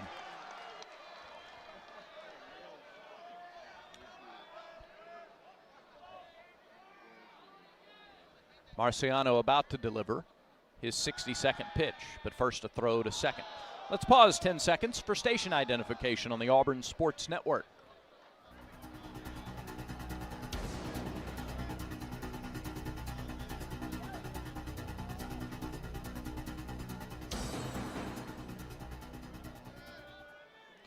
Lujo at second, Ishikawa at first, and a big swing. It's fouled back to the screen. A fastball, little up, fouled back. And now Marciano ahead of Win, a ball and 2 strikes. Leadoff single by Lujo, followed by a 4-pitch walk to Ishikawa. Nobody out. Crowd tries to get behind Marciano. Here is the 1-2 pitch. It's high, 2 balls, 2 strikes. Brennan Hudson and Colby Branch are the next 2 hitters in the lineup. They have 16 homers apiece. Here's the 2-2. Wynn fouls it back. Marciano nearing 65 pitches already. This is not going to be a 6 or 7 inning outing for Jake. Boy, not unless something changes dramatically. Right. But it's one he's going to gut out. 2-2. Throw over to second again. Trying to keep Lujo as close as possible. And also maybe to disrupt Wynn's rhythm at the plate. Wynn's going to go hunting here 2-2. We'll see what Marciano gives him. Jake comes set and deals. High pop fly, shallow left. Back goes McCrane infield from fly. Short. Infield fly rule is in effect. And there's the first out as McCrane puts it away. Big pitch there for Marciano. It is, and that's one big out. And now you get to more of the heart of this order as far as the power is concerned. Yeah, number 7 hitter in the order, but 16 homers and 40 driven in. If you could get him to roll over one, they just don't hit a lot of ground balls. But if you could get him to roll over on one, they've hit into 34 double plays this year. The pitch. Missed outside, ball 1. Hudson struck out looking in the second. 1 of 3 strikeouts for Marciano tonight. The lefty, ready. His 1-0 offering. A little bit low, 2 balls, no strikes. Hudson has not hit into a double play this season. I don't think that's necessarily indicative of his speed. Yeah. I think it's more indicative of his swing plane. Right. They don't tomahawk many. 2-0. Missed outside, 3 balls, no strikes. A walk would load him up for Branch. So pretty tough spot here for Jake. 3-0. There's a strike right through there. It's now 3-1. Hudson was taking. Marciano is not a guy who's walked a ton. He's not having control issues tonight. They are being methodically persistent tonight against Georgia. Here's the 3-1. Strike 2 on the outside corner. Boy, throw that again. Yeah, right in the same spot. All right, he struck out Hudson in the second. 1 out. Marciano. Pendulum swings one way or the other on this pitch. It's on the way. And it swung on and missed. He got him with a changeup. He threw to the same spot, but he didn't throw fastball. He pulled the string on that one. He yanked it. And a huge second out. He came back from 3-0. Yeah. And now you get Colby Branch with 2 outs. And 2 on. Georgia had runners at first and second and nobody out. They're now first and second with 2 outs. Branch, the shortstop, first pitch. Little bit inside, ball 1. Crowd really on the home plate umpire. Marciano got that inside corner a couple of times in the first inning. He's not gotten it since. It's 1-0 Auburn, 2 on for Georgia. Here's the pitch. Off speed, swung on and missed, 1-1. Auburn playing some games at first. Yep. With Ishikawa as Bingaman came over like he was going to hold him and then went back to work behind Ishikawa at first base. 1-1. Swing and a nubber off the end of the bat. Right now, Georgia is trying to adjust. They're thinking fastball first, and they're trying to adjust to the off speed. And Marciano is using that to his advantage. A ball and 2 strikes. Ooh. Boy, to get out of this inning. Yeah. This crowd would erupt. Rightfully so. 1 more strike. Marciano set. Marciano home. High. 2 balls, 2 strikes. Fastball up. 91. Doesn't hurt. Nope. Might set up the changeup away again, as a matter of fact. Lujo gets his lead at second. Ishikawa at first. 2 balls, 2 strikes. Marciano fires. Bouncing ball to short. McCrane charges, gloves, throws, out, number 3. Marciano gets out of trouble. And he did it again with the off speed. 80. He hit that off the end of the bat to McCrane at short. And some in the crowd come to their feet for Marciano and the Tigers. 2 on, nobody out. Turns into 3 outs and 2 stranded. No runs, a hit, no errors. 2 left for Georgia. This top 5 battle surges on. Tigers coming to the plate in the bottom of the 4th, leading 1-0. This is the Auburn Sports Network. Enjoy baseball and softball season on the Plains with live sports radio. Presented by Alpha Insurance. Auburn Sports Network broadcasts are available with no delay at both Plainsman Park and Jane B. Moore Field. Every grand slam, stolen base, and strikeout. Yours with no delay. Look for the live sports radio kiosks around the ballpark. Live sports radio lets you take the broadcast with you at every football game. Plus, home men's and women's basketball games, baseball, and softball. Live sports radio. Presented by Alpha Insurance. In 1977, Ford F-Series became the best-selling trucks in America. 33 million trucks later, we've kept that title every year since. And that's a formula we plan on repeating. Ford F-Series, built Ford tough. The best-selling trucks in America for 49 years and counting. Based on 1977 to 2025 calendar year industry reported total sales.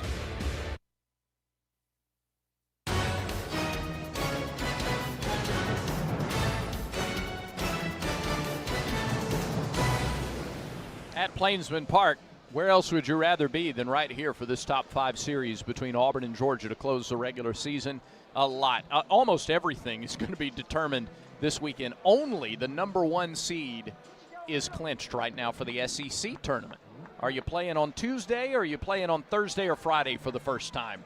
That's going to be determined over these next 3 days. Auburn leads 1-0. 9 1 and 2 hitters due up here in the 4th. Chris Rembert due up. 9 1 and 2 were last inning, Brad. Rembert singled in the first. He takes ball 1 away. A slider that missed low and outside. Rembert looking for a 4th straight 2-hit game. He singled in the first. 1-0. Missed low. 2 balls, no strikes. Rembert, Bingham, and Terrell, the trio, to start it here in the 4th. Volchko wants to work quickly. 6'4" right-hander, plants and fires and misses low again, and it's 3-0.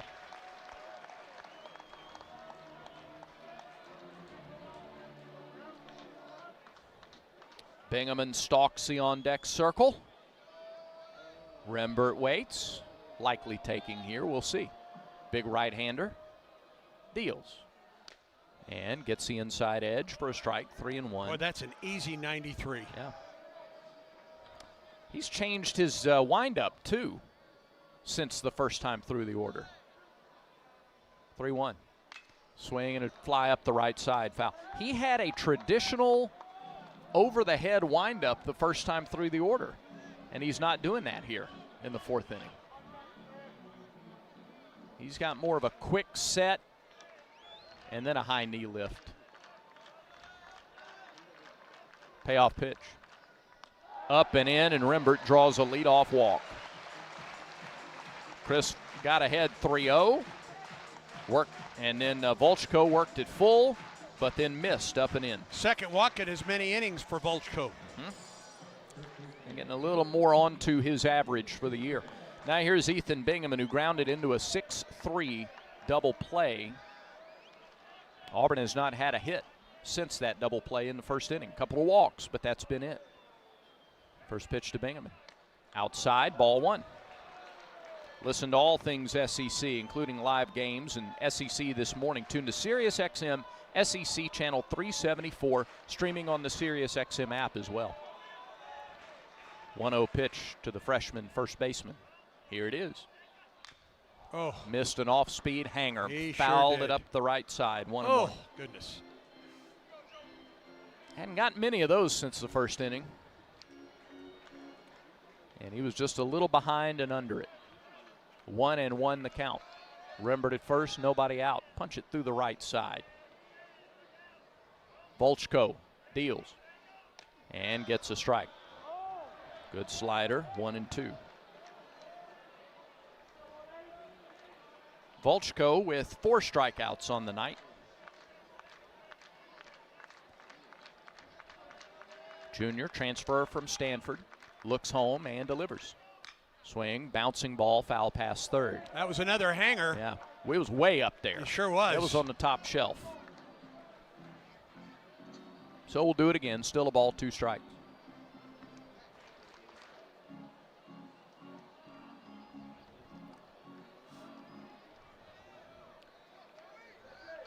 Scoreboard watching tonight and updating standings a good bit.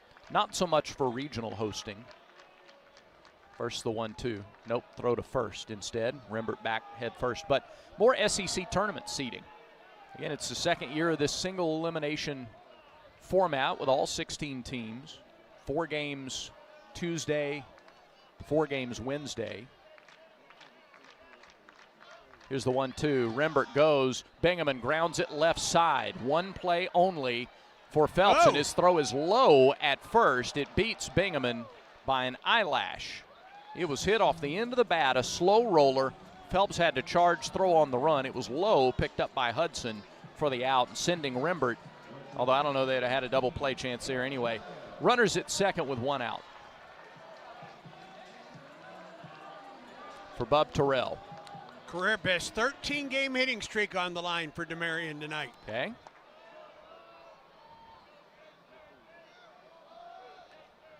First pitch. Outside, 1-0. Bub struck out. in the second. Volchko struck out the side in the second inning.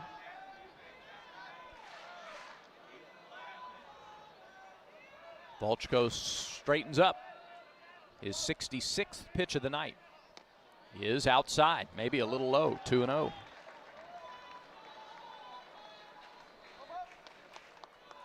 Terrell's been working on going the other way with his swing for about the last week and a half. It's paid off for him. Rembert dances away from second. 1 out in the 4th inning pitch. Terrell swings and flies it into right field, shallow right. Long run in for Black, the right fielder. He's called off by Wynn, the second baseman, who makes the catch, and Rembert has to hold at second base. 2 away for Brandon McCrane. Well, it's already been a more successful outing for Volchko than last week. LSU got him for 7 runs in 3 1/3 innings.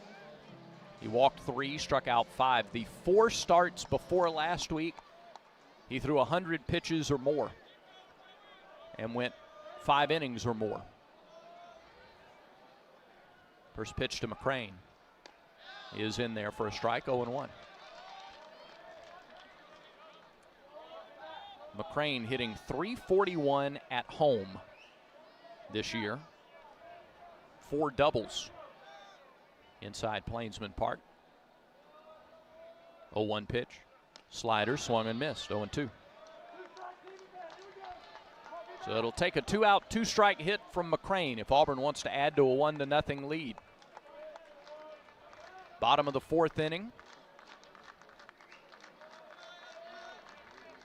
Volchko is set. He looks to second, looks home, and fires. Rembert goes, and the pitch is swung on and missed, and that's the end of the inning. So a leadoff walk to Rembert, and Auburn leaves him stranded. Nice job by Volchko to get out of trouble. No runs, hits, or errors, and 1 Tiger stranded. Auburn has left 3 through the first 4 innings. Auburn leads 1-0 through 4. Auburn baseball continues in a moment. Looking for legendary wings, mouth-watering burgers, and unbeatable pizza for your next big event? Baumhauer's Catering is here to satisfy your cravings. From tailgates, birthdays, to office lunches and weddings, boost your event with delicious flavors of Baumhauer's Catering. We offer pickup or delivery, or choose our full-service catering that includes setup and staff. Don't have space for your big event? We can even host you in our dedicated party space. Baumhauer's Victory Grill Catering. Legendary flavors, zero hassle. War Eagle. What a matchup we've got, folks. Just nonstop action. The energy is electric and the fans are all in. An intense game like this calls for a Coca-Cola. Ah, crisp and refreshing. That's a game changer. Yeah, that taste scores every time. And just like that, they're back at it. Passionate fans and an ice-cold Coca-Cola. Now that's a winning combo. No matter the team, no matter the sport, everyone knows fan work is thirsty work. Enjoy a Coca-Cola.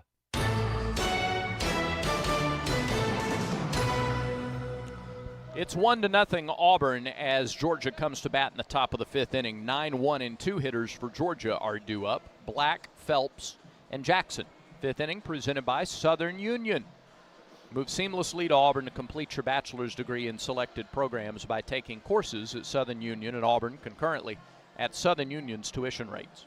Let Southern Union put you on a path to the Plains. First final tonight in the Yellowwood scoreboard, Brad. Kentucky wins against Arkansas 4-3. So Arkansas falls to 15-13 in the league. Top of the 6th, 17-1. Mississippi State is just pummeling A&M, and that's a beat-up A&M ball club. It really is. Yeah, they're holding out maybe their best pitcher. Here's the pitch to start the inning. It's a called strike on the outside corner to Ryan Black, 1-0. Texas A&M has had 2 players take a pitch to the face this year. One of them, their starting shortstop when we were there a couple of weeks ago, Boston Kellner. 0-1 pitch to Black, off speed, in for strike 2. Nailed that outside corner beautifully. Bottom of the 7th in Nashville. Vanderbilt 9, South Carolina 1. It's a good bounce back for Vandy. Auburn plays Black to pull, chokes up slightly, 0-2 pitch. fly down the right field line, hit well. McCrane on the run. It is hooking. It is foul. Ooh. That one, a rainmaker, Ole but foul. Ole Miss and Alabama are tied at 3. Alabama running the bottom of the 7th to tie that game. Texas has gone ahead of Missouri, 2-1 in Austin. That game is in the top of the 6th. Black flied to right his first time. Marciano's ahead 0-2 to start the 5th inning. Plants and deals. And it's fouled up the left side, skips off the net and into the seats. Florida 8, LSU 3. Top of the 6th in Baton Rouge. 5-4, Oklahoma leads Tennessee and Norman. That game is in the top of the 5th. And here Auburn leads 1-0 as Georgia leads off the 5th. Crowd behind Marciano. Here comes another 0-2 pitch to the Georgia right fielder. He pops it up. Right side of the infield. Who wants it? Rembert calls everybody else. They vacate the area, and Chris puts it away for the first out in the 5th inning. Leadoff man retired, and now the lineup turns over for Trey Phelps. Phelps has struck out and singled. 81 pitches for Marciano. Not only fresh because he had the full week of rest. Georgia played Friday, Saturday, Sunday last week. Not only because he got the full week of rest, but he only threw 44 pitches a week ago, so he's ready. Here's Phelps, who takes a wicked cut at it, fouls it straight back, 0-1.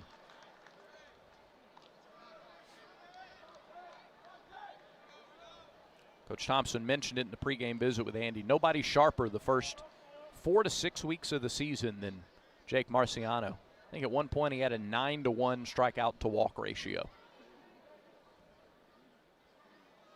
Off the left side of the rubber here against the right-handed hitting Phelps. The pitch off speed, fouled straight back. So he fouled off a fastball and he fouled back the off-speed delivery, and Marciano's ahead of him 0-2. Junior third baseman out of Atlanta.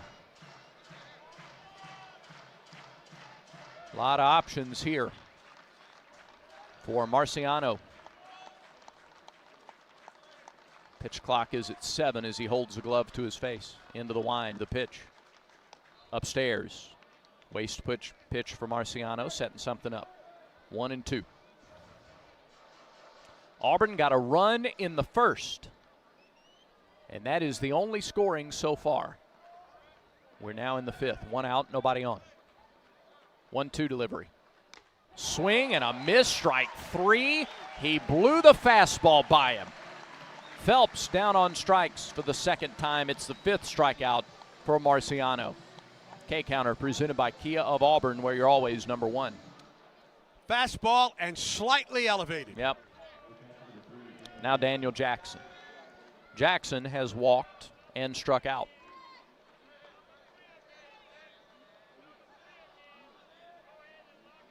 Right-handed hitter out of Sandy Springs. First pitch to him is a strike, 0-1. He flinched but didn't offer at it.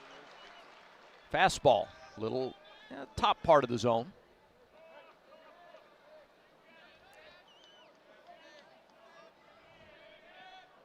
Marciano ready again. He fires. Swing and a drive to left, and that is gone. Daniel Jackson ties the ball game, a 2-out solo homer, his 26th home run of the season, and his 75th run batted in. That's what he does. Marciano gives up the 2-out home run on an 0-1 pitch. A 79-mile-an-hour changeup that Jackson was ready for.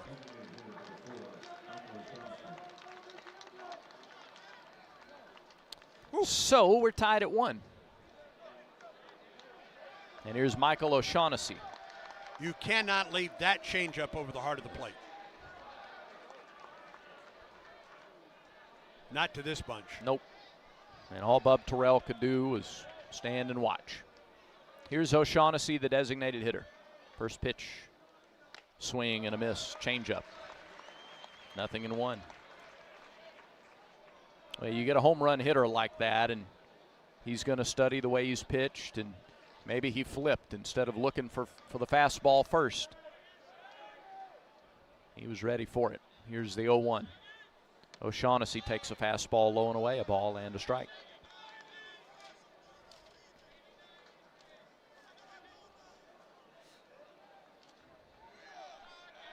For Marciano, the 12th home run he's given up this year. Brand new ball game in the 5th inning. The delivery. A little bit low. 2-1 to O'Shaughnessy. He flied to left his first time and then hit into a fielder's choice to end the 3rd inning. Hits even at 3 apiece, runs even at 1 apiece here in the 5th. Auburn in the shift against O'Shaughnessy, the 2-1. Ground ball, right side, right 2. Bingaman at first base. He'll take it to the bag, and that's the 3rd out of the inning. Georgia ties it on a 2-out solo homer by their home run leader, Daniel Jackson. That's the only hit of the inning. We go to the bottom of the 5th, 1-1 our score. Auburn baseball continues in a moment. He's got the speed, he's got room, he's gonna score! No one gets you closer to the game than Sirius XM College Sports Radio. For the win! Got it! Let's go! Tune in for news, talk, and analysis from the offseason through regular season and into the postseason. We've got your team covered anywhere you go. Deep to center field! Oh, it's gone! Get a free trial at SiriusXM.com/College Sports Radio 2025. Alabama Power is here for you when big storms hit, but we're also here for the little things. We're there to get the coffee started, to make sure everyone's ready for school, for midday dance breaks, and evening entertainment. We're also there to help you save on all that energy with easy-to-use tips, tools, and efficiency programs. So enjoy these moments. Kids, movie night. And we'll do the rest. Visit alabamapower.com and follow us on social to learn more. This broadcast of Auburn baseball is brought to you in part by Cook's Pest Control. The best defense for your home is Cook's Pest Control, the South's most trusted name in pest control since 1928, and the official pest control partner of the Auburn Tigers. 8, 9, and 1 hitters due up for Auburn in the bottom of the 5th, a 1-1 game. Couple warming up in the bullpen for Georgia as the bottom of the 5th begins. Volchko is at 70 pitches. That's it, through 4. Madrigal, Carter, McCrane, 8, 9, and 1 hitters in the bottom of the 5th. Big hole to the right of second base. First pitch, Madrigal, way outside. 1 ball, no strikes. Madrigal 0 for 1 with a strikeout. Hitting .246 in the league coming into tonight's game. The pitch. A tapper foul behind the plate, 1-1. 4 of his 6 RBIs have come in league play. Made his season debut in the Texas finale and doubled off the right field wall. 1-1 to him.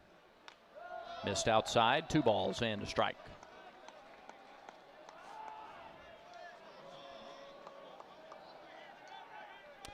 Couple of California natives battling here in the bottom of the 5th, the 2-1. Breaking ball missed way outside, 3-1.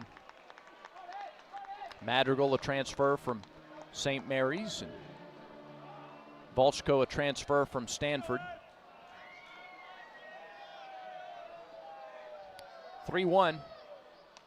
There's a strike, and the count's full.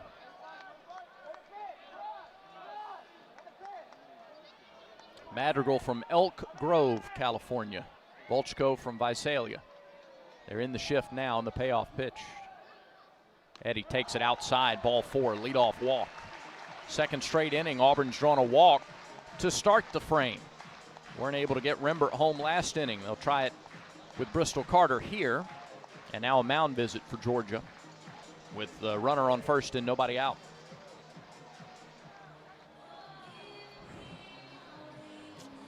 Well, Carter could be up there to bunt.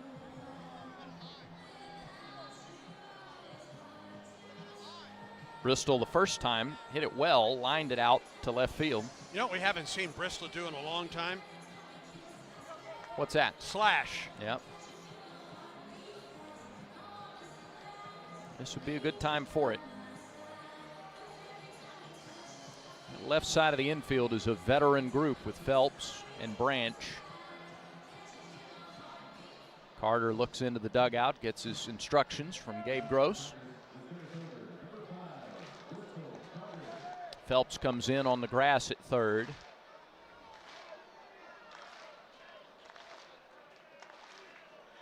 From the stretch, Volchko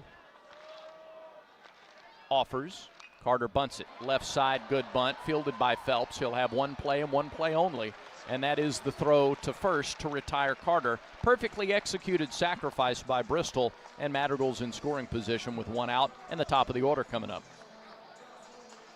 Nicely done by Bristol. Did his job. Yeah, and it's a glad hand as he gets back to the Auburn dugout. Yep.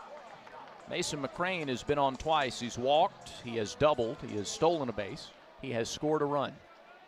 An effective night from the leadoff position. Volchko's third joust with McCrane starts with a breaking ball for a strike, 0-1.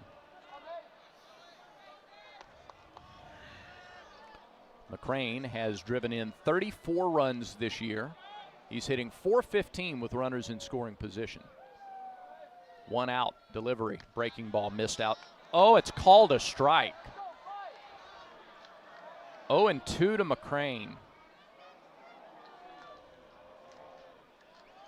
Good arms in the outfield for Georgia. Yep. Auburn could get one there. Volchko's 0-2. Tried to check his swing, couldn't do it. Ball's in the dirt. It's a strikeout. They'll throw McCrane out at first base for the second out of the inning. That second strike call flipped the feel of that at bat. A nice job of pitching by Volchko. And he has his 6th strikeout of the game. The best pitch he had in that at bat was the first pitch, off-speed pitch. Yeah. Guevara went after the first pitch last time. Flied out to right field. He drove in Auburn's run tonight, an RBI ground out in the first. Madrigal gets his lead at second. They're nowhere close to him. First pitch to Guevara, right through there for a strike, 0-1.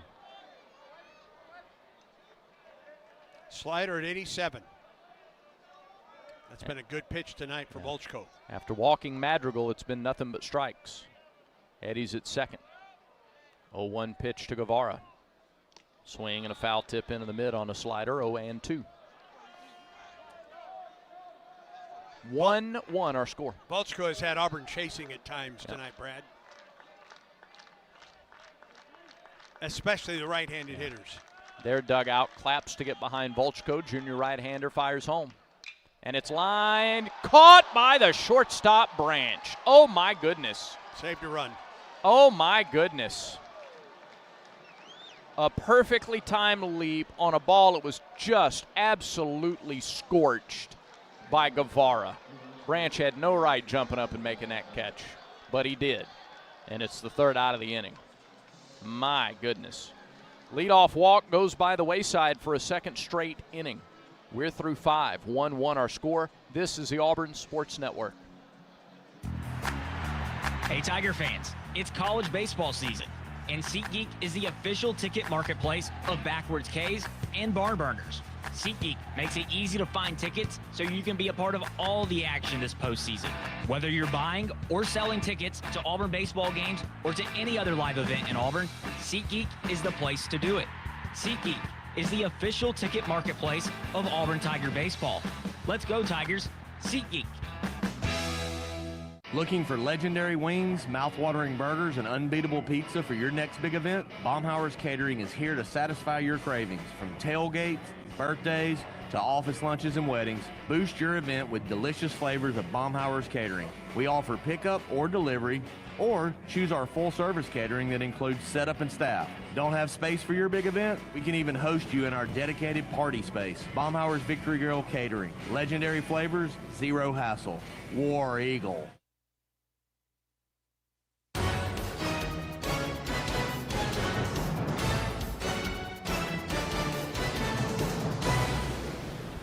(1-1) our score at Plainsman Park. Auburn and Georgia kicking off the final series of the regular season. Bulldogs will send the middle third of their order to the plate against Jake Marciano. Jake is at 91 pitches through 5. Luho, Ishikawa, and Wynn are due up. Looking for fresh seafood? Wharf Casual Seafood serves seafood sourced from American waters. And if you're not a seafood fan, they also have burgers and salads, chicken, and more. Wharf Casual Seafood, 6 locations across central Alabama. Talked to a couple tonight at the ballpark who stopped at the Alex City location on their way in because they heard it on the broadcast. Decided to give it a shot, and they were satisfied. Here's Luho. First pitch to him is belted toward left, but right at Bub Terrell. Had to slide back a couple of steps, but smoothly reached out and made the catch for out number 1. 1 pitch, 1 out in the Georgia 6th. So Luho is retired and Ishikawa to the plate. 0 for 1 with a line out to center. He's also walked. Auburn plays him to pull right off the bat. Not the shift, but they're wheeled around that way.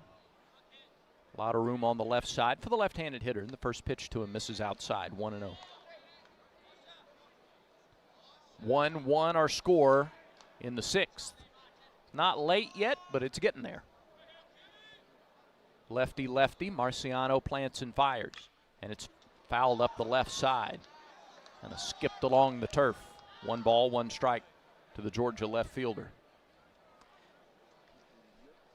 Georgia has 11 losses on the year, 21-6 in league play. 4 of those 6 losses have come in series openers.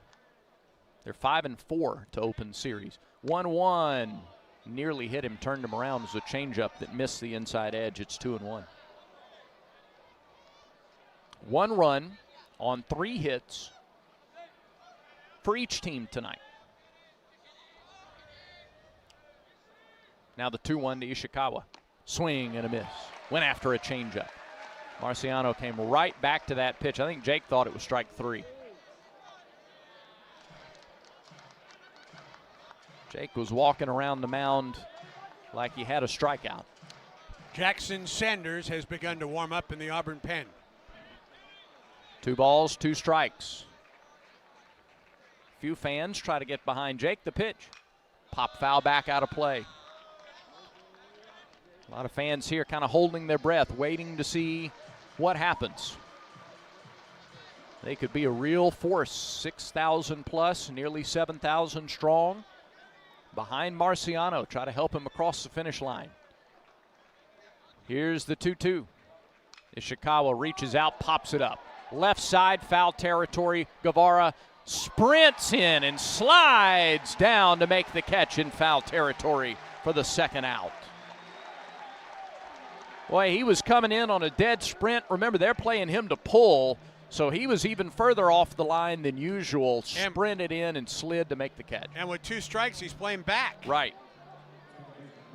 Boy, that's a great play. 2 up, 2 down in the 6th. And the batter is Ryan Wynn. It's about the 4th or 5th time tonight they've had a Georgia hitter, Marciano's had a Georgia hitter, off balance. Kind of hit a little weak pop. Here's Wynn. First pitch to him is fouled back out of play, 0-1. Strong outing for Marciano tonight. The next pitch is number 100. Off the left side of the rubber, Fralick sets up inside. The pitch is belted to left center. Wynn drives it deep and over the wall in left center. And Georgia takes a 2-1 lead on Wynn's 6th home run of the season. And for the 2nd time in as many innings with 2 outs on an 0-1 pitch, he throws a 79-mile-an-hour changeup, and it gets out of here. Same setup as Jackson's home run in the 5th. 2 outs, 0-1, threw the changeup, and Wynn was ready for it. He left it up. Sure did. Boy, he left it letter high, middle away. Just a perfect target zone there for Wynn. 6th home run, 26th RBI, and Auburn trails for the first time tonight. It's 2-1. 2 solo homers for Georgia. Here's Hudson. First pitch low and away. 1 ball, no strike.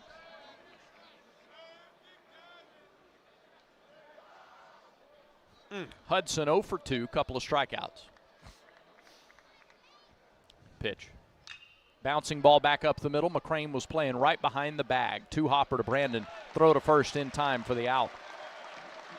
But Georgia takes the lead. A two-out solo homer, the only hit of the inning. It's 2-1 Bulldogs. Bottom of the sixth is coming up when Auburn baseball continues in a moment. What a matchup we've got, folks. Just nonstop action. The energy is electric and the fans are all in. An intense game like this calls for a Coca-Cola. Ah, crisp and refreshing. That's a game changer. Yeah, that taste scores every time.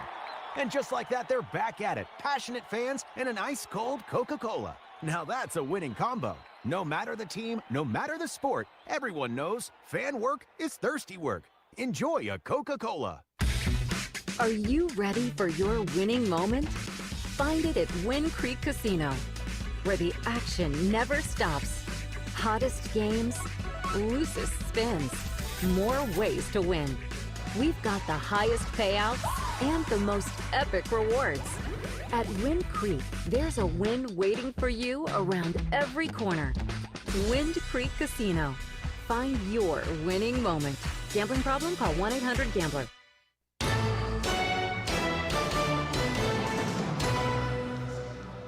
Go to the bottom of the sixth, and Georgia will go to a Pepper Tree pitching change for a new level of taste. Tiger fans know it's got to be Pepper Tree. For the best wine selection and the finest cuts of meat, visit Pepper Tree in Auburn or Montgomery, and online at steaksandwine.com. Steaks, the letter N, wine.com. Georgia goes to number 10, Matt Scott. Senior right-hander, 6'7", 241 pounds, from Reading, Connecticut, and a transfer, like the starter, from Stanford.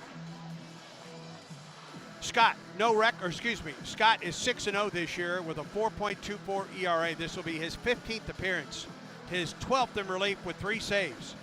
40 in the third innings, 19 runs on 34 hits, 54 strikeouts, 23 walks. Has given up 8 homers, and opponents are hitting .218 against Scott. In the SEC, he's 4-0 with an ERA of 4.60. Making his 10th appearance, make that 11th appearance, and his 10th in relief.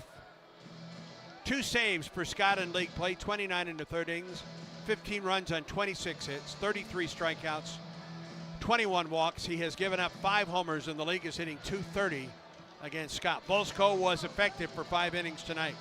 Gave up 1 run on 3 hits, 6 strikeouts, 3 walks. He threw 83 pitches, 51 for strikes. He only had 1-2-3 inning. Auburn had leadoff walks in the 4th and 5th. Did not score in those innings, so they didn't make him pay for the walks. Georgia's had 5 different guys register a save this year. Scott is one of them. He led the Pac-12 in strikeouts 2 years ago at Stanford. Last year was 5-2 with a 6.02 ERA, 52 in the third innings, and 56 strikeouts. Started 11 games for Stanford a year ago. Now out of the pen for Georgia. Chase Fralick the first to greet him.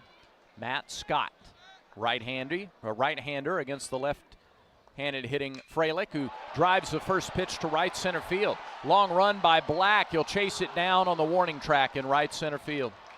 Fralick went after the first pitch, gave it a ride, but the ballpark held it. 1 pitch, 1 out. Georgia's made the defensive plays tonight so far, hasn't it? Yes, yeah. Branch with the leaping catch to end the 5th, and then Black tracked that one down on the warning track. So 1 away for Chris Rembert. Rembert is singled and walked. Scott fires home to him. Rembert shows bunt, pulls back, takes a called strike. About the 3rd one tonight Jackson has brought up. Tigers trail 2-1. We're in the bottom of the 6th. 1 out, nobody on. 0-1 to Rembert. Breaking ball, that's high, 1-1. Auburn Baseball is brought to you in part by East Alabama Health. With their spacious cancer center, patients can make cancer a distant memory instead of a distant drive. 1-1 pitch. Rembert takes it high. It's 2-1 to the Auburn second baseman. That's why East Alabama Health is Auburn's home field advantage. Here at home for the last weekend of the regular season. Then in Hoover next week for the SEC tournament. 2-1 to Rembert. Fastball, chop foul left side, counts even. And then almost certainly back here for regionals in a couple of weekends. A lot of business to do before then. Scott's 2-2. Rembert fouls it back, went after a pitch that was up. Stays 2-2.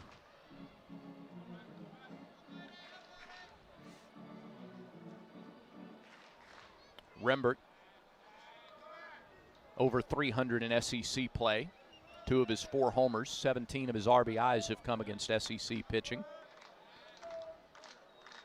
2-2 delivery. Ground ball back to the pitcher. Fielded by Scott. Easy flip to first for the out. 2 up, 2 down for the Georgia reliever in the 6th inning. And now it's Ethan Bingaman. Freshman's hit it on the ground twice tonight. Once to short on a double play that ended the 1st inning, and then he's grounded to 3rd. Rembert stops to give some pointers to Terrell in the on-deck circle.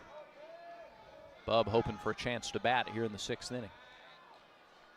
Scott pitches. Bingaman takes it. It bounced up there and then away. 1-0. Auburn's only been retired in order once tonight. That was the 2nd.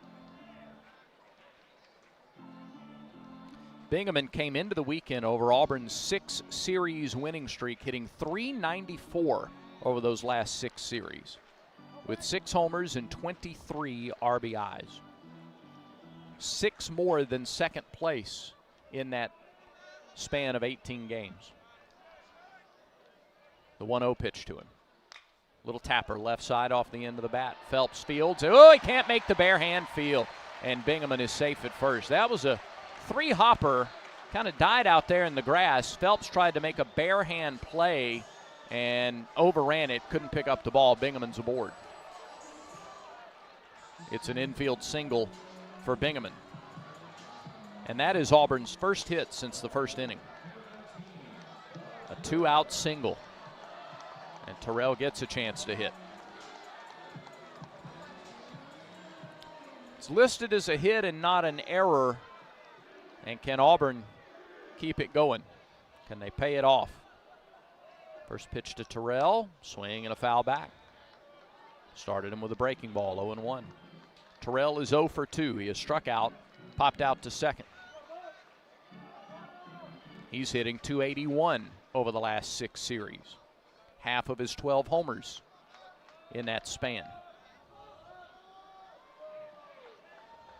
The 0-1 pitch. Golfs one foul off to the left and out of play. Just to the end of the Yeti yard.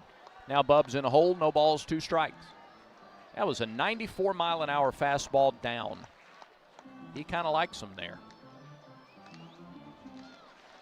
Got to protect here. 0-2 with 2 outs and Bingaman at first. Tying run at first in the 6th inning. The 0-2 pitch.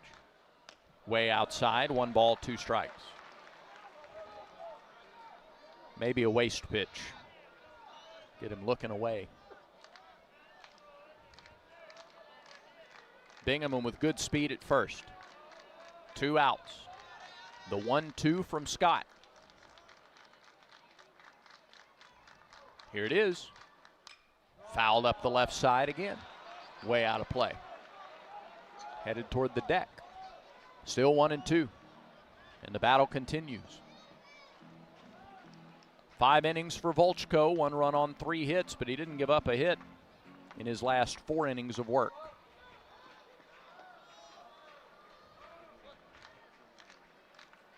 Scott comes set. Another 1-2 to Terrell.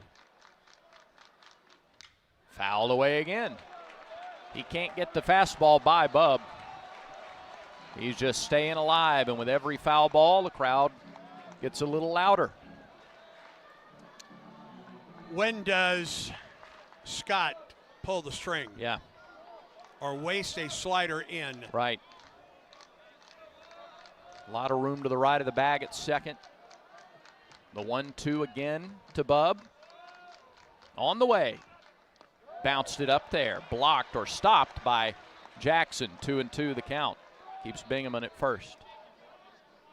Brandon McCrane would be next. Well, that was the attempt to go to the backdoor slider. Yeah. A lot of room in right center. Any gap here would tie the game. Scott comes set. His 2-2 to Terrell. Just missed that inside corner. Yeah, Georgia thought it had the strikeout there. That was close. And maybe rightly so. That was close. Look straight. Bub looked down the barrel like. All right, full count. Scott's pitch. Oh, grounded foul off of his foot. And the at-bat continues. Next pitch will be the 9th pitch of the at-bat. Terrell flexing out that right foot. Grounded it off the inside of the right foot. Bingaman, after a 2-out single, infield single, is the tying run at first base. He would be off on contact. And the payoff pitch to Terrell. Scott deals. Swing and a miss, strike 3, got him, and the inning is over. Scott strikes out Terrell, and Auburn leaves Bingaman at first base. No runs, a hit, no errors, and a man left. We're through 6. It's 2-1 Georgia. This is the Auburn Sports Network. What a matchup we've got, folks. Just nonstop action. The energy is electric, and the fans are all in. An intense game like this calls for a Coca-Cola. Ah, crisp and refreshing. That's a game changer. Yeah, that taste scores every time. And just like that, they're back at it. Passionate fans and an ice-cold Coca-Cola. Now that's a winning combo. No matter the team, no matter the sport, everyone knows fan work is thirsty work. Enjoy a Coca-Cola. Yellowwood knows that a 5-star backyard is the place to make lasting memories. Like roasting marshmallows on a cool fall night. That's it. Turn it nice and slow. Get it toasted all... Oh, no, it's on fire. Oh, you want it on fire. Okay, that's a choice, I guess. Crunchy.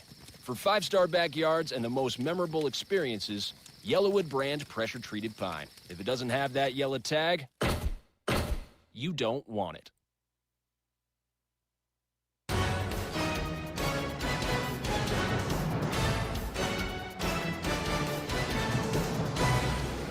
We move to the 7th inning.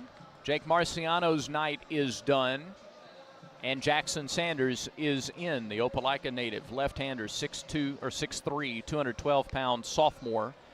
Sanders started the first 7 outings of the year. This is his 6th straight relief stint. He's 4-1 with a 2.95 or a 2.35 earned run average, 55 innings, 44 hits for Sanders, 18 earned runs, 19 walks, and 75 strikeouts. Teams are batting .218 against Sanders.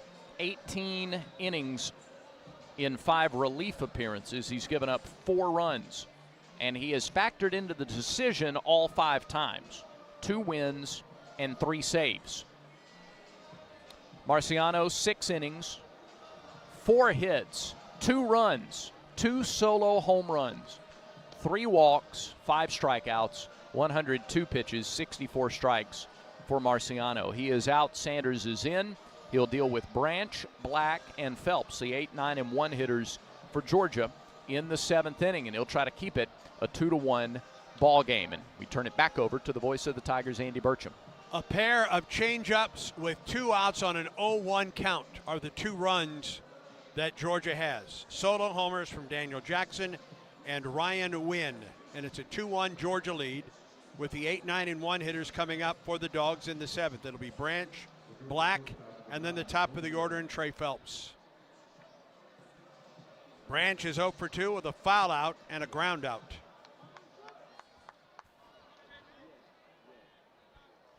Sanders in relief of Jake Marciano, who was really good tonight for Auburn. First pitch. Inside off the glove of Freilich. Want to know the count? Whether you're planting a tree or tackling a backyard project, don't risk a penalty. Contact Alabama 811 before you dig to get your underground utilities marked for free. Visit al811.com or call 811. It's free, it's simple, and it's the law. The pitch. Up the right side, that is foul. Off the top of the 984 club, a ball and a strike now to Branch. Branch, a good leadoff hitter for Georgia this year, batting .341 when leading off an inning. Batting .341. He's 0 for 2 tonight. But the first time that he has led off an inning, the pitch, down and away. 2 balls and a strike now to Branch.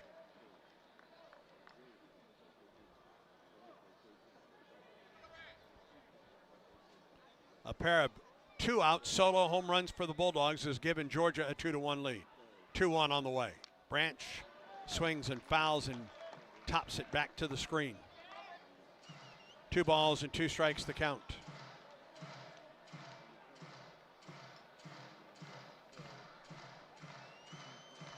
Two runs, 4 hits, no errors, 5 left for Georgia. A run, 4 hits, no errors, and 5 left for Auburn. 2-2 to Colby Branch. The pitch. Swing and a miss. He struck him out. Boy, Sanders, Andy, when Jackson has that slider and it starts at about the knees and then goes lower, that's really, really hard to deal with. His first strikeout, Auburn's 6th of the night. The K-Counter presented by Kia of Auburn, where you're always number 1. Here's the number 9 hitter, Ryan Black. Has flied to left, has popped up to second. Wind and delivery. Missed, or got the inside corner. 0-1, Black thought it was inside. He almost jumped out of the way. Top of the order, and Trey Phelps waits on deck.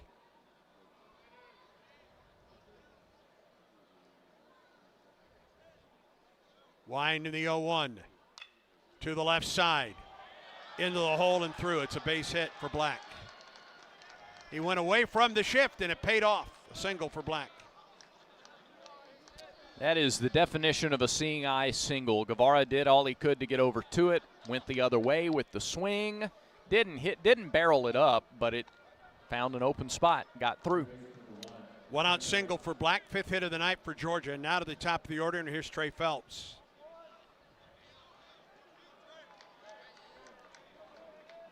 With Brad Law, Zane Saggio at our Skyview Auburn studios out in Phoenix, I'm Andy Burcham. Our on-site producer tonight, Jacob Hillman. The pitch to Phelps. Misses outside, ball 1. Same 2 teams tomorrow night at 7, coverage at 6:45. Saturday afternoon, 2 o'clock to wrap up the regular season. We'll be on the air at 1:45. Plainsman Plaza opens at 11. Tiger Walk at 12:15 on Saturday. The pitch. Inside. 2 balls and no strikes to Phelps.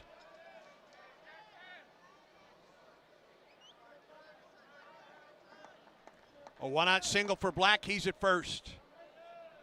We're in the top of the 7th. Georgia leads Auburn 2-1. Stretch in the pitch. Got the corner. And a good job of framing it by Freilich.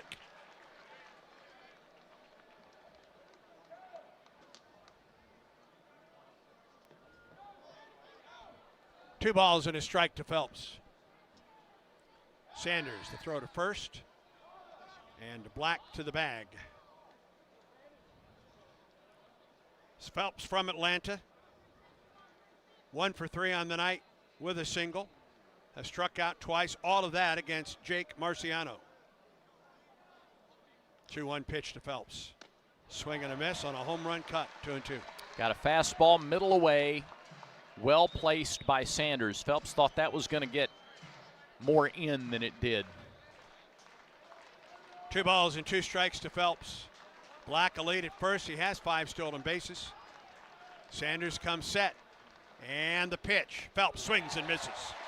Second strikeout of the inning for the Auburn lefty, Jackson Sanders. K-Counter presented by Kia of Auburn, where you're always number 1. And we pause 10 seconds for station identification on the Auburn Sports Network.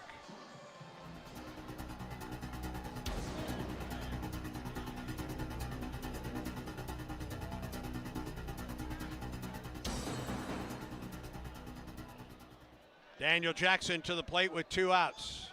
Runner at first. Sanders stretches and pitches. Jackson takes a strike. He struck out Phelps with another fastball away at 93. So he's thrown 3 straight fastballs to Phelps and now Jackson. Jackson homered back in the 5th to open the scoring for the Dogs. 0-1. Missed the outside corner. A ball and a strike. Auburn fans thought it was a strike.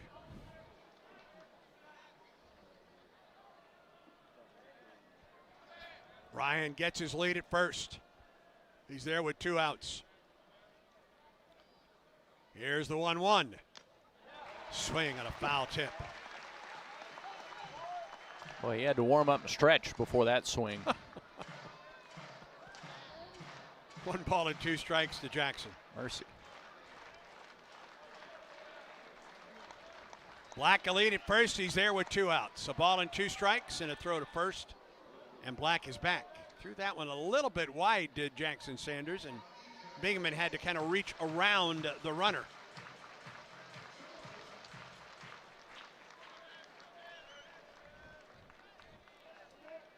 Sanders gets his sign. Now the 1-2 pitch to Jackson. Here it is. Don't know where that one was. That was strike 3. And Mayhew is hearing it from the Auburn bench. Boy, oh boy, that's a good pitch. 2-2 the count. It may have been a little low, but they have gotten that call a couple of times tonight. Now the 2-2. Outside ball 3. Jackson has stolen a couple of low strikes tonight on a pitch in that same spot. Yep. Fralick didn't get the call. Full count to Jackson. Black is off with the pitch. Sanders comes set, and the pitch. Just missed the outside corner. It's a 2-out walk. Black goes to second, and that brings up Michael O'Shaughnessy.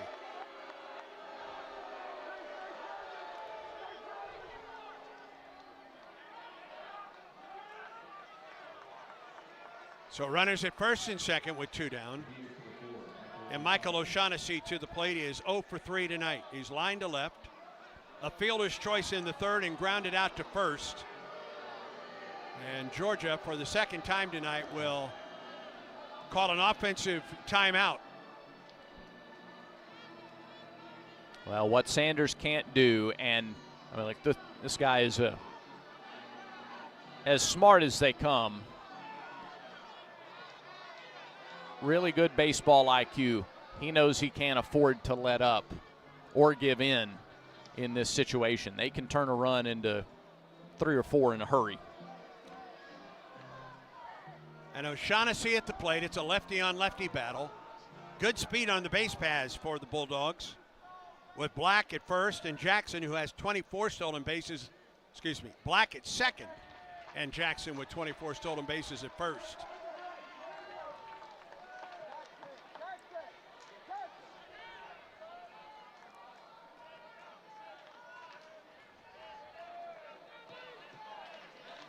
Sanders works off the left side of the hill. A lefty-on-lefty battle right here. The DH O'Shaughnessy awaits for the first pitch from Sanders. Here it is. Just outside, 1-0.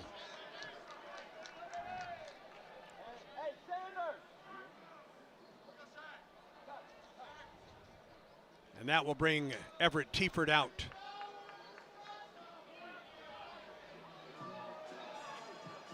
Jackson's been all around the strike zone in this inning.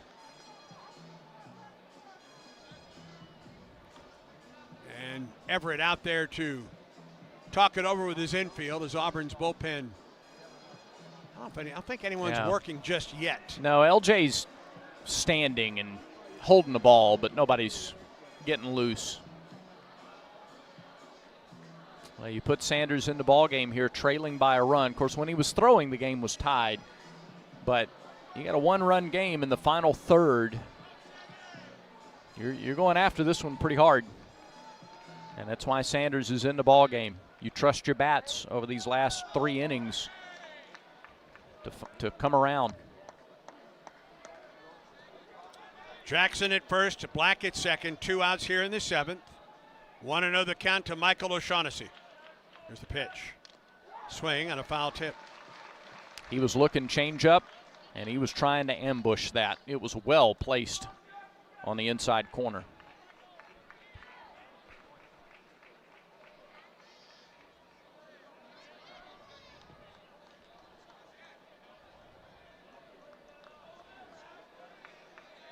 First and second for the Dogs. Both of their runs have come with 2 outs.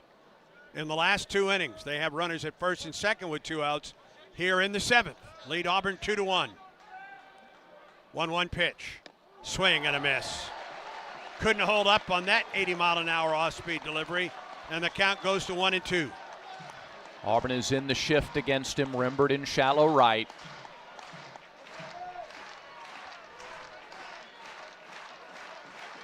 This big crowd picks it up.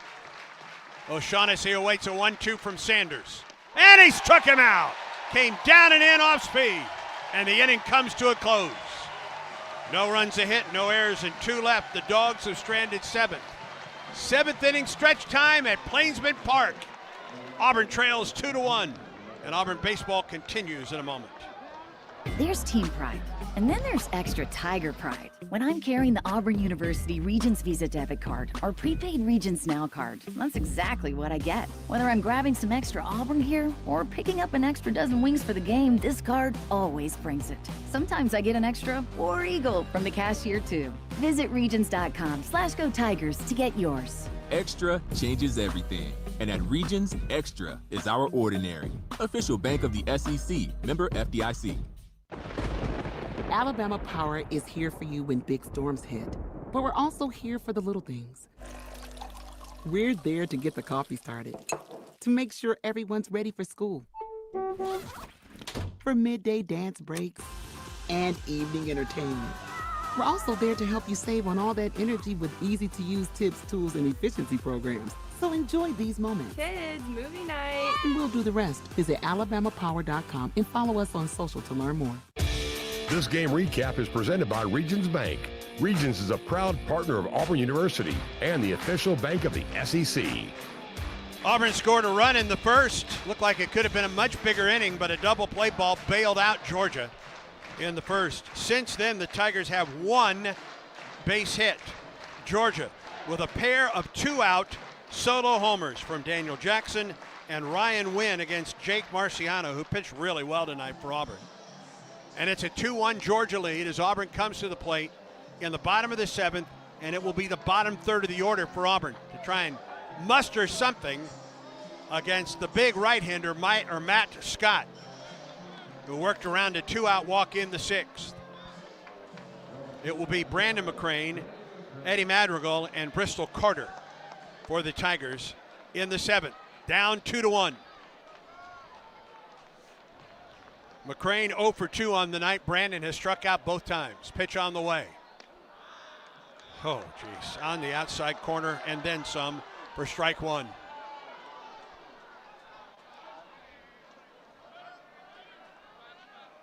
McCrane batting .341, a homer, 26 runs batted in. 0-1 pitch. It misses low. 1-1 the count to Brandon.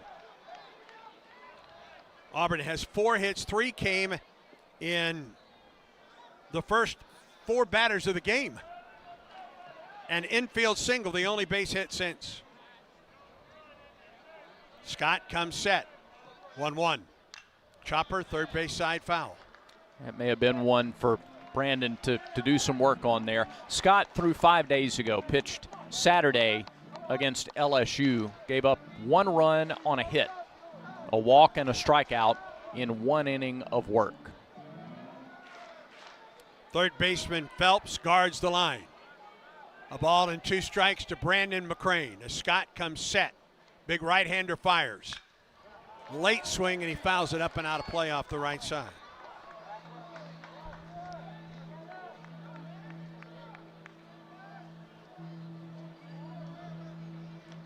Two runs on 5 hits for Georgia, a run on 4 hits for Auburn.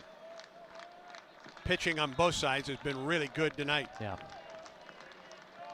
Scott with the 1-2. Foul tip, and McCrane is 0 for 3 with 3 strikeouts. Yeah, Brandon's been uncustomarily sort of in between fastballs and off-speed pitches tonight. Second strikeout tonight for Scott, 7th of the night for Georgia. And here's Eddie Madrigal. 0 for 1 on the night. He struck out in the second when Auburn was struck out. Well, all 3 hitters struck out. He walked to lead off the 5th. Pitch to him. Misses low and away.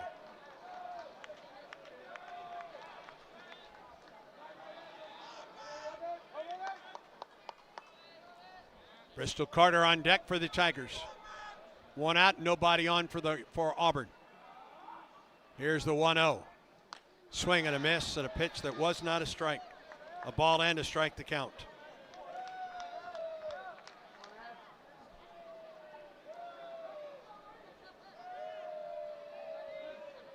Scott winds and fires. Madrigal takes strike 2.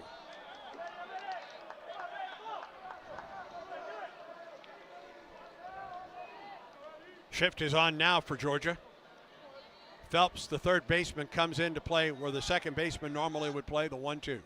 Madrigal pops it into left. Long run for Ishikawa. He is there, near the line, makes the catch, 2 outs.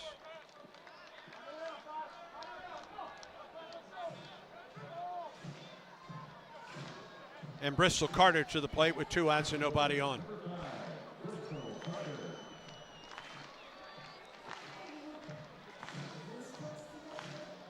Bristol with a fly to left in the 3rd and a sacrifice bunt in the 5th.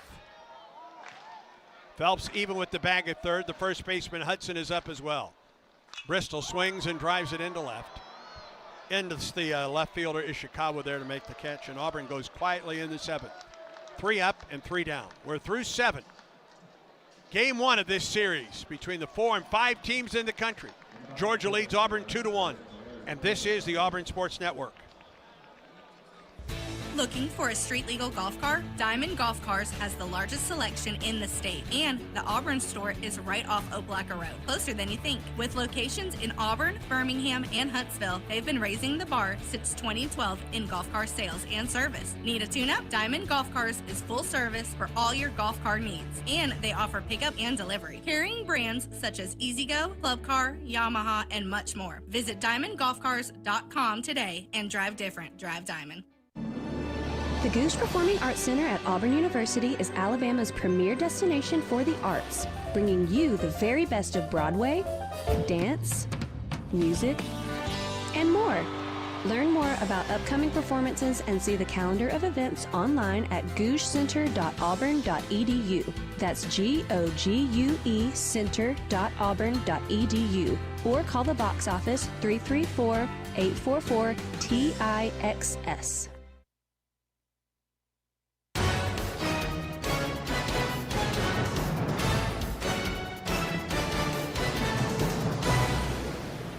Four, 5, and 6 hitters for Georgia. In the top of the 8, Bulldogs lead Auburn 2-1. A pair of solo homers, Daniel Jackson and Ryan Wynn for the Dogs. Auburn scored a run in the first and haven't mounted much of an offense since. Rylan Lujo will lead it off. Kenny Ishikawa will bat second. And Ryan Wynn, right now, the difference in the ball game with that home run in the 6th, will bat here in the 8th. Jackson Sanders on for the Tigers. His second inning of work, 22 pitches in his first inning of work, back in the 7th. Ended up striking out the side. Rylan Lujo is 1 for 3 on the night with a single.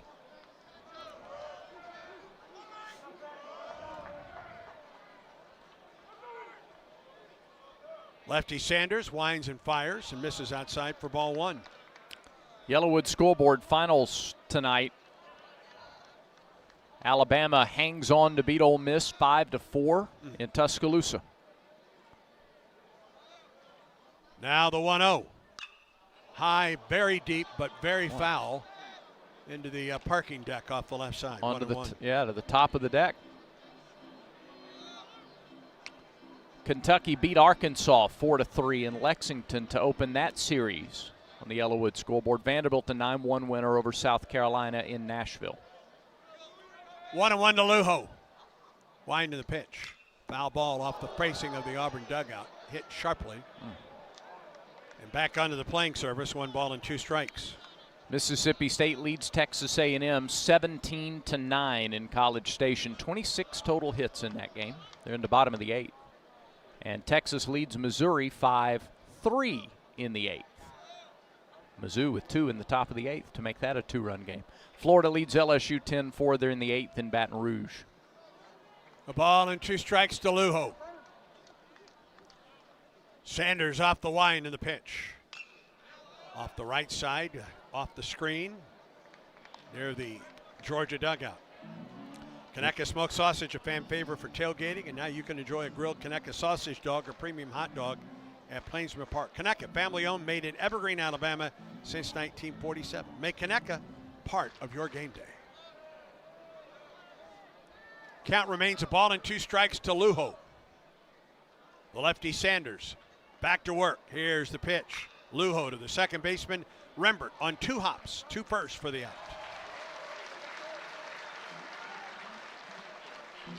Got ahead in the count, forced Lujo to be more protective up there with 2 strikes, and he just didn't get as much behind the swing on the ground ball. And with 1 out, here's Kenny Ishikawa. 0 for 2 on the night. Line to left, he's walked and fouled on a really good play, a running, sliding catch by Guevara in foul ground. First pitch to him. Inside, ball 1. One other score on the Yellowwood scoreboard. 7th inning in Norman. Tennessee leads Oklahoma 8-5, despite the Sooners out hitting the Vols 12-6. 1-0. There's a strike. 1-1 the count to Ishikawa. Left fielder hitting .363 on the season. A homer and 11 runs batted in. Left-handed hitter against the lefty Jackson Sanders. Here's the 1-1. Foul back. Ball and 2 strikes to Ishikawa.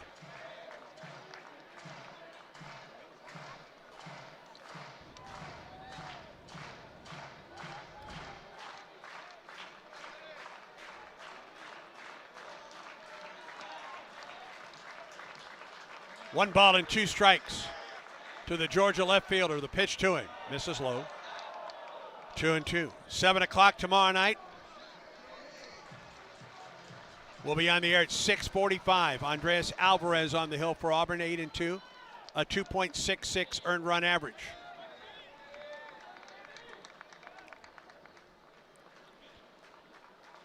Pitch. Fouled out of play by Ishikawa. Georgia will go with junior right-hander Dylan Vigue, who's 4-1 with a 2.79 ERA. Petrovic set to go for Auburn on Saturday. TBA for the Dogs right now in that 2 o'clock start.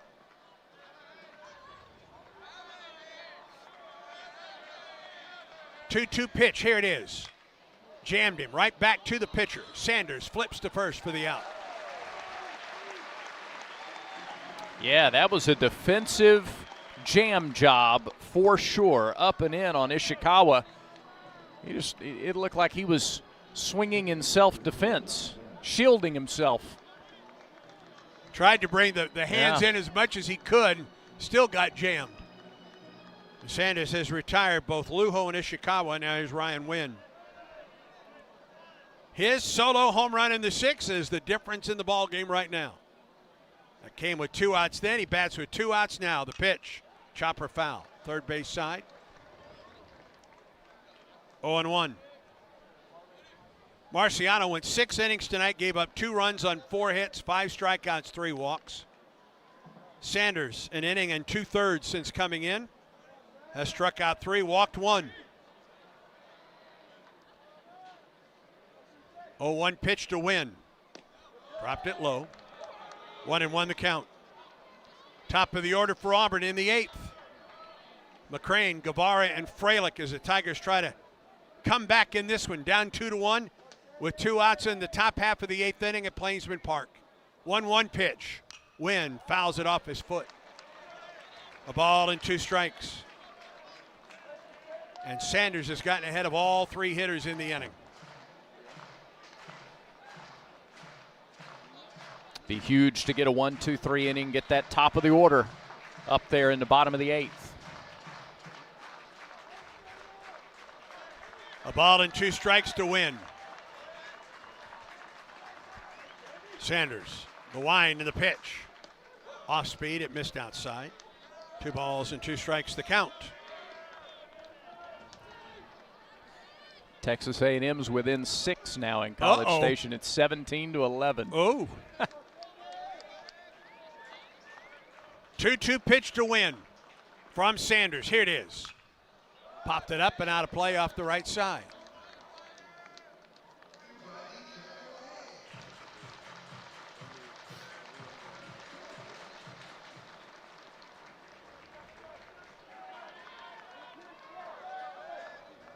Count remains 2-2. 2 outs in the 8th. Nobody on for Georgia. 2-2 pitch to win. Here it is. Chopper to the right side. Bingaman can't get it. It's into right field for a base hit for Wynn. That's a good at bat. Good at bat by Wynn. He kept hanging in there with 2 strikes and then got one between Bingaman and Rembert. Again, not a ball just clobbered, but it found an open spot. And it gives Brendan Hudson a chance to bat.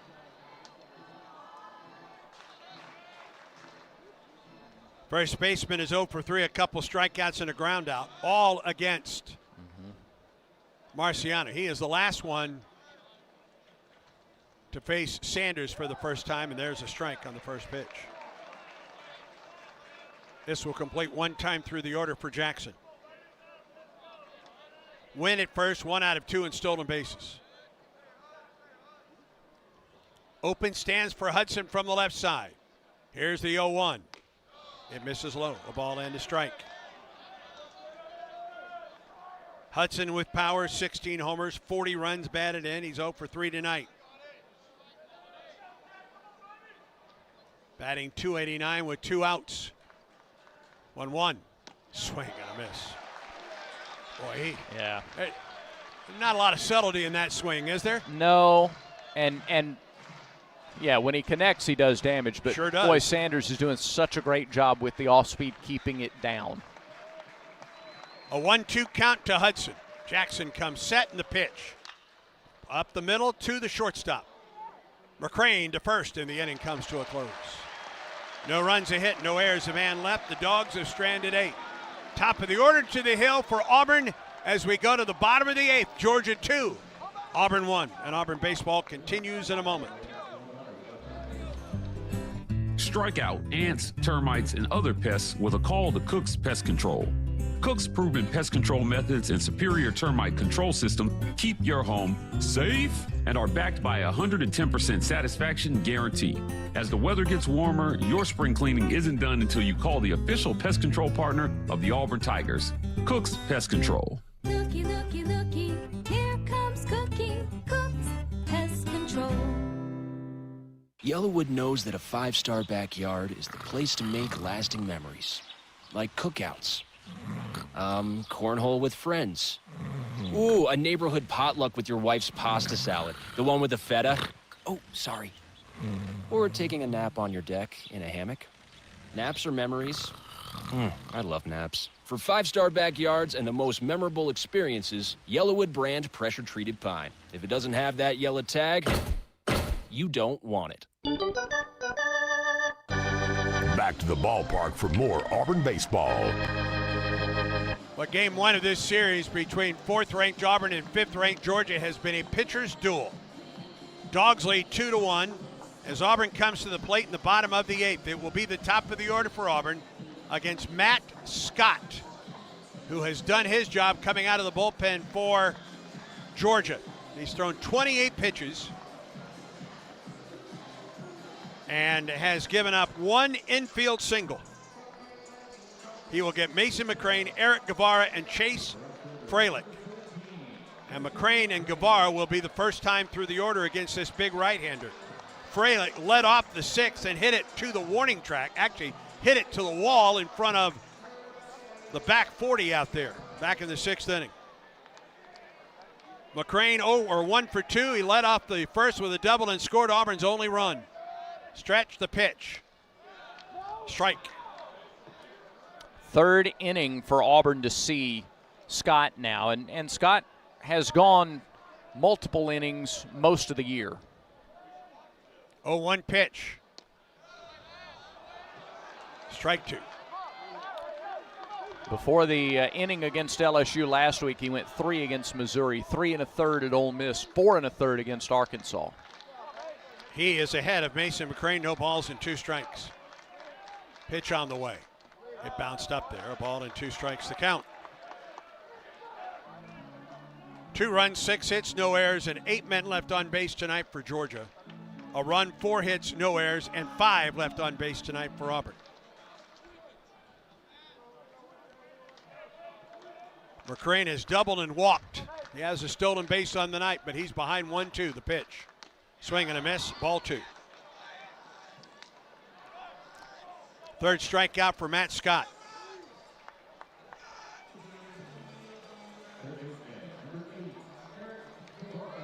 And here's Guevara.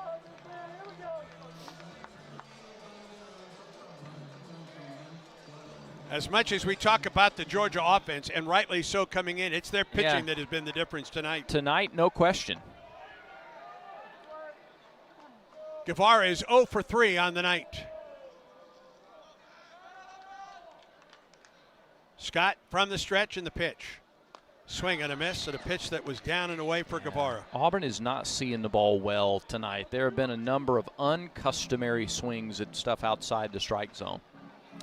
The last time that Guevara was at the plate, Auburn had a runner in scoring position, and Guevara hit one that was caught on a line drive by Branch. Pitch. Swing and a miss at strike 2. Again, both pitches those are weren't not close. strikes. Yep. He's pressing right now, trying to tie the ball game up with one swing. 0-2. Guevara reaches out and slaps it out of play off the right side. Auburn should step out right now on Scott because Scott's trying to rush Auburn at the plate.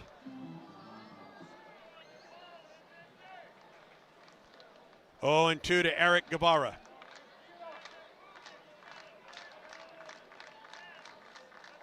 Scott comes set, the pitch.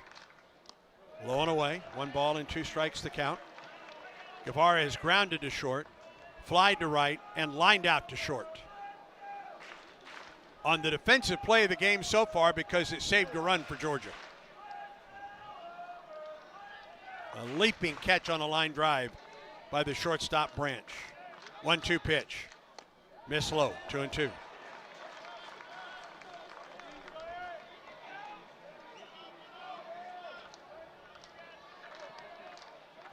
Two and 2 to Guevara. Phelps at third, guards the line. Now the 2-2 pitch. Guevara swings and misses at ball 3.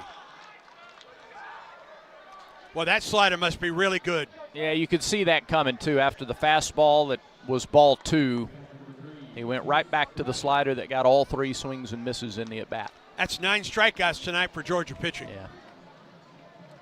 And here's Chase Fralick.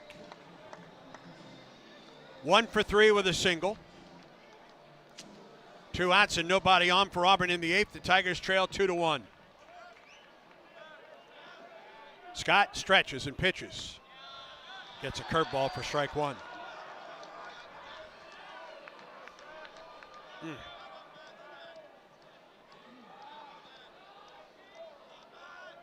0-1 to Fralick. Stretch and pitch. To the shortstop on a hop. Hit it hard, but right at him. And it's a 3-up, 3-down inning for Auburn in the 8th. We go to the 9th. Georgia on top 2-1. And this is the Auburn Sports Network. Massive international soccer is coming to Auburn for the first time. 2 proud nations, 1 global game. Argentina versus Iceland. Tuesday, June 9th at Jordan-Hare Stadium. Incredible elite competition and world-class talent coming to Auburn. Road to 26. Argentina versus Iceland. June 9th. Get tickets at aubtix.com or roadto26.com.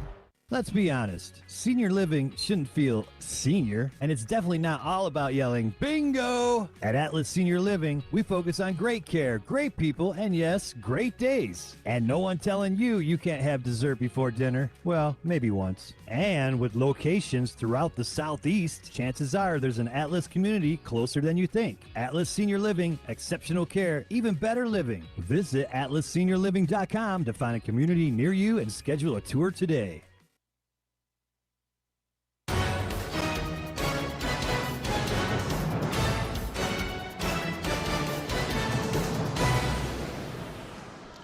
Ninth inning. Georgia 2, Auburn 1. 9-1 and 2 hitters for the Dogs. Jackson Sanders tasked with keeping this a one-run game for Auburn.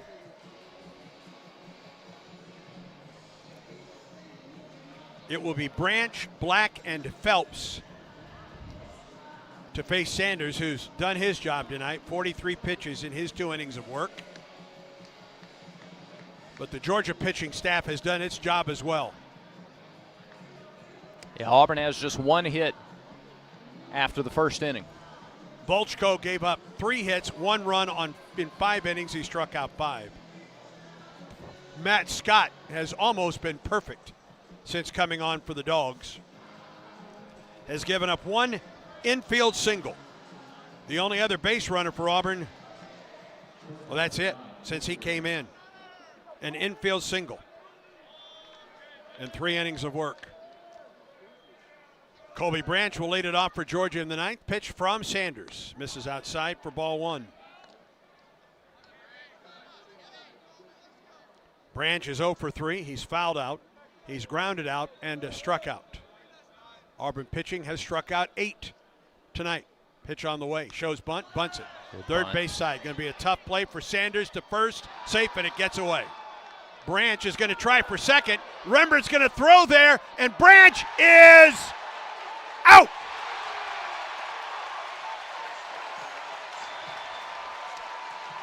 Chris Rembert threw that ball leaping away from second base. Yes. He backed it up. It bounced off the brickwork. He was in foul ground when he did it. Oh. And he threw out Branch at second base. Holy cow, what a play. Our defensive play of the game, presented by Cook's Pest Control.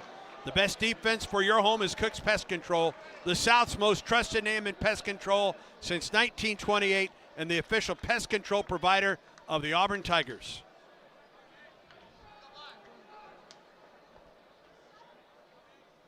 Here's Black. Ball 1. And I think it is low, but it has seemed tonight that in the top half of the inning, it's a ball, and in the bottom, it's a strike. Black rips one up the right side, off the brickwork, down the right side, and into the outfield, a ball and a strike. So it is a single, a infield single for Branch.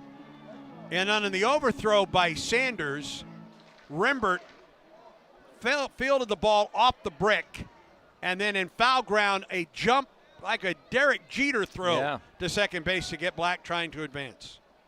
1 out the pitch. Strike 2 on the inside corner. You want Phelps up there with 2 outs and nobody on. Absolutely. 2-1, Georgia leads it. We're in the top of the 9th.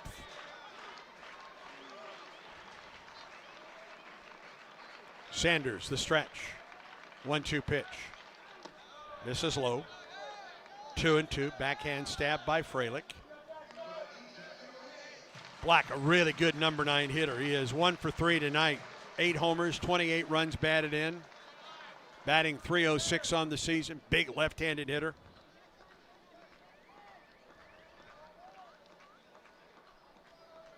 Sanders with the 2-2 delivery. Black swings and misses. Got it on the outside corner, maybe a little off the outside corner, as a matter of fact. 4th strikeout for Sanders, 9th of the night for Auburn. The K-Kenner presented by Kia of Auburn, where you're always number 1. 2 outs, and here's Phelps.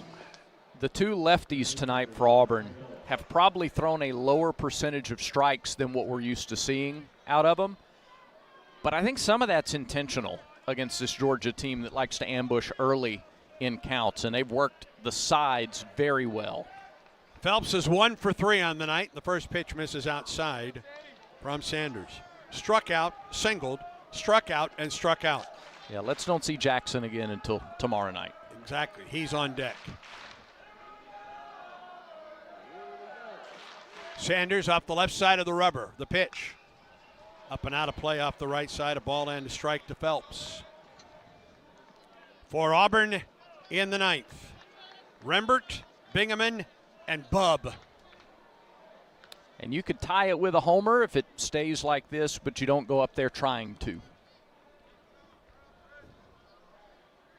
1-1 the count to Phelps. Boy, don't make a mistake to this guy. No.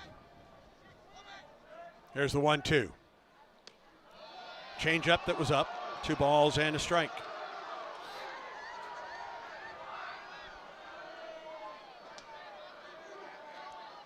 A pair of 2-out solo homers, one by Jackson, one by Wynn. The difference in this one tonight, the Dogs lead Auburn 2-1. Here's the 2-1 pitch. Phelps fouls it back here. 2-2.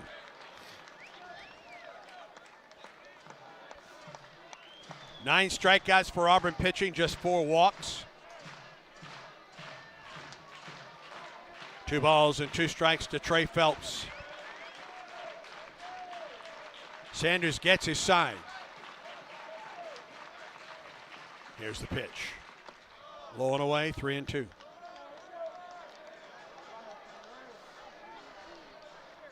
The leading candidate, that is, for the SEC Player of the Year, Daniel Jackson, waits on deck. Phelps may be thinking fastball here, but Sanders has just as much confidence in that slider coming down and in. Here is the 3-2 pitch. Swing and a miss. He went down and away to get him. Auburn's 10th strikeout of the night. Sanders sets down Georgia in order. We go to the bottom of the ninth. The Bulldogs lead the Tigers 2-1. And Auburn baseball continues in a moment. In 1977, Ford F-Series became the best-selling trucks in America. 33 million trucks later, we've kept that title every year since. And that's a formula we plan on repeating. Ford F-Series, built Ford tough. The best-selling trucks in America for 49 years and counting. Based on 1977 to 2025 calendar year industry reported total sales. Are you ready for your winning moment? Find it at Wynn Creek Casino, where the action never stops. Hottest games, loosest spins, more ways to win. We've got the highest payouts and the most epic rewards. At Wynn Creek, there's a win waiting for you around every corner. Wind Creek Casino. Find your winning moment. Gambling problem? Call 1-800-GAMBLER.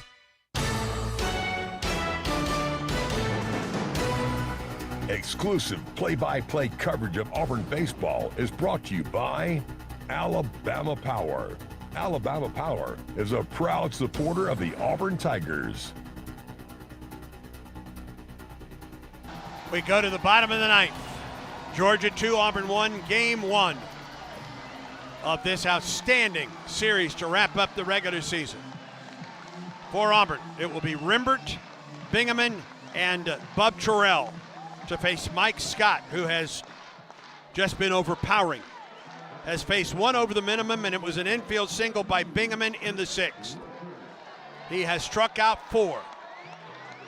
And this is Auburn's second look at the big right-hander, Matt Scott. Rembert on the night, 1 for 2 with a walk. Stretch the pitch. Low, ball 1. Game 2 tomorrow night at 7. We'll wrap up the regular season Sunday or Saturday afternoon at 2. Scott off the stretch. 1-0 pitch. Swing and a miss by Rembert. Boy, he has been outstanding on the outside corner to right-hand hitters. 1-1 to Rembert. Pitch on the way. It misses low. Rembert batting .357 when he leaves off an inning this season. He is 1 for 2 tonight. His lone hit came in the first against Volchko. Scott comes set in the 2-1. High ball 3. Missed his spot. Jackson had set up inside. Now 3-1 to Chris Rembert.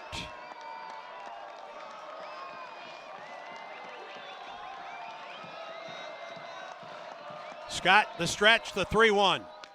High fastball, and he couldn't catch up with it at 93. Full count now to Rembert. I don't know if that's ball 4 or not. Watch for the pitch off the outside corner. 3-2. Fouled back. Didn't quite get it there, and Rembert fouled back the 94-mile-an-hour fastball.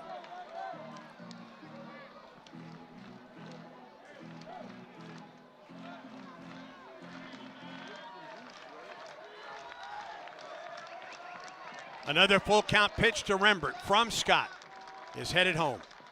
Rembert fouls it off into the glove of the catcher. It was off the outside corner. It was off the outside corner. And the right-hand hitters have just not been able to lay off that pitch. 5 strikeouts tonight for Scott, who fell behind 3-1. 1 out, here's Bingaman.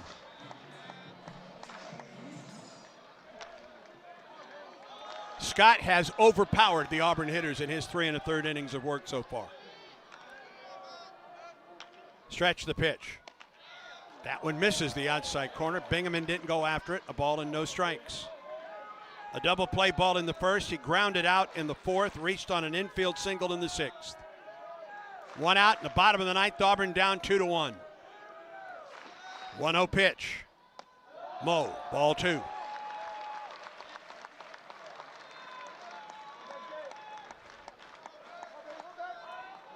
Scott fell behind Rembert. 3 balls and a strike, and came back to strike him out. Bingaman ahead, 2 balls and no strikes. A pitch on the way. Ball 3 outside. There's lots of stirring in that Georgia pen. I wouldn't be surprised if someone is either throwing or is getting ready to. 3-0 to Bingaman. Scott off the stretch. 3-0 pitch. He misses low, and Auburn gets the tying run aboard.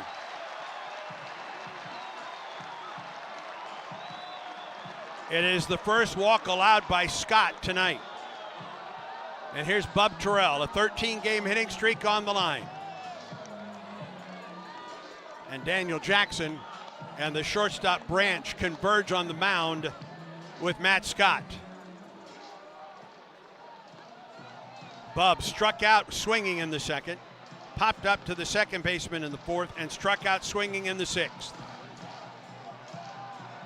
That 13-game hitting streak for Bub is the longest of his Auburn career.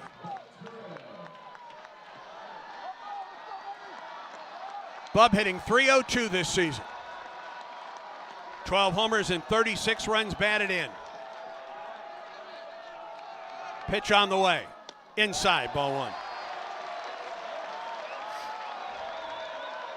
Brandon McCrane on deck for Auburn. 1 out and a runner at first, and Bingaman a good runner at that. Scott the stretch. And the pitch. Strike called on the inside corner, maybe a little bit up, but Georgia got the call.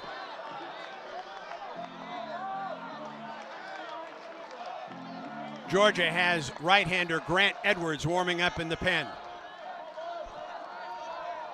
1-1 to Bub Terrell. Here's the pitch. Bub swings and misses. 88 on that cutter. A ball and 2 strikes to Terrell.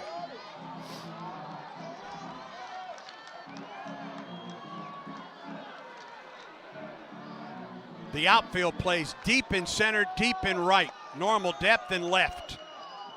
1-2 pitch to Terrell on the way. Miss low. Good scoop by Daniel Jackson. Count is even at 2 balls and 2 strikes.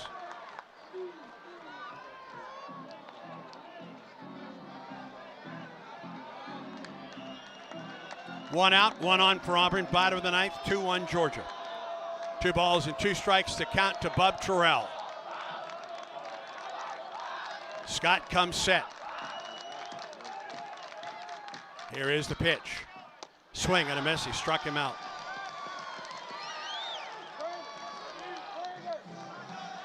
Terrell 0 for 4 tonight. His hitting streak likely to come to a close now with 3 strikeouts on the night. And it's up to Brandon McCrane to keep things alive for Auburn, and Auburn will pinch hit. I think Auburn's going to go to Gregorio here. Logan Gregorio will come up there, a left-hand hitter, to face the right-hander Scott. Brandon McCrane was 0 for 3 tonight with 3 strikeouts.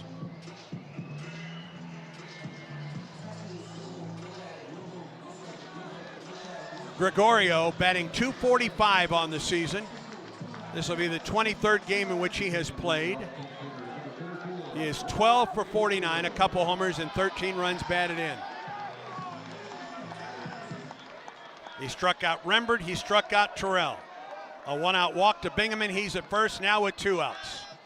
And a throw over, and Bingaman has to dive back, and Scott almost sailed that one past the first baseman Hudson.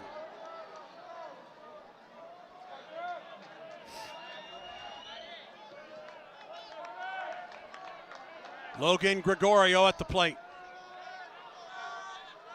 Awaits the first pitch from Scott. Here it is.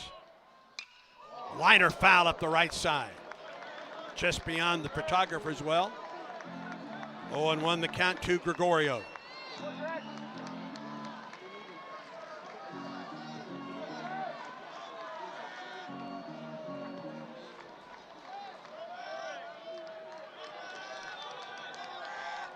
Bingaman with the lead at first.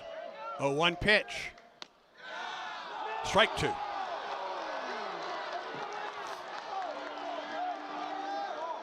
Pitch looked a little low. Called strike 2, 0-2 now to Gregorio.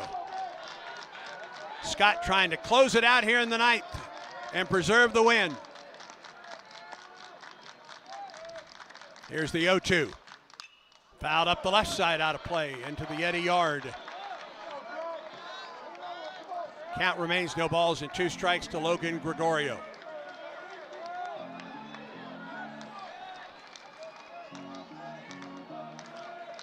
Madrigal waits on deck for Auburn. Would love an opportunity with 2 outs in this one. 2 outs, bottom of the ninth. 0-2 pitch to Gregorio, the pitch. And he lifts it again out of play off the left side.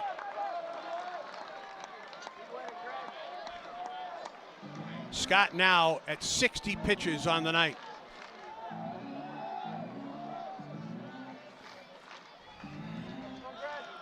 Ethan Bingaman at first. He's there with 2 outs in the bottom of the ninth. Tigers trail 2-1. Count remains 0-2 to Logan Gregorio. Stretching the pitch. Ground ball to the first baseman, to the bag. The game is over. He was a step off the bag. Gregorio hit it hard, but right at Hudson at first, and Georgia wins the game. Final score tonight, Georgia 2, Auburn 1. Stay tuned, the Regions Bank postgame show is next, and this is the Auburn Sports Network. If you are a fighter, Modelo is your reward.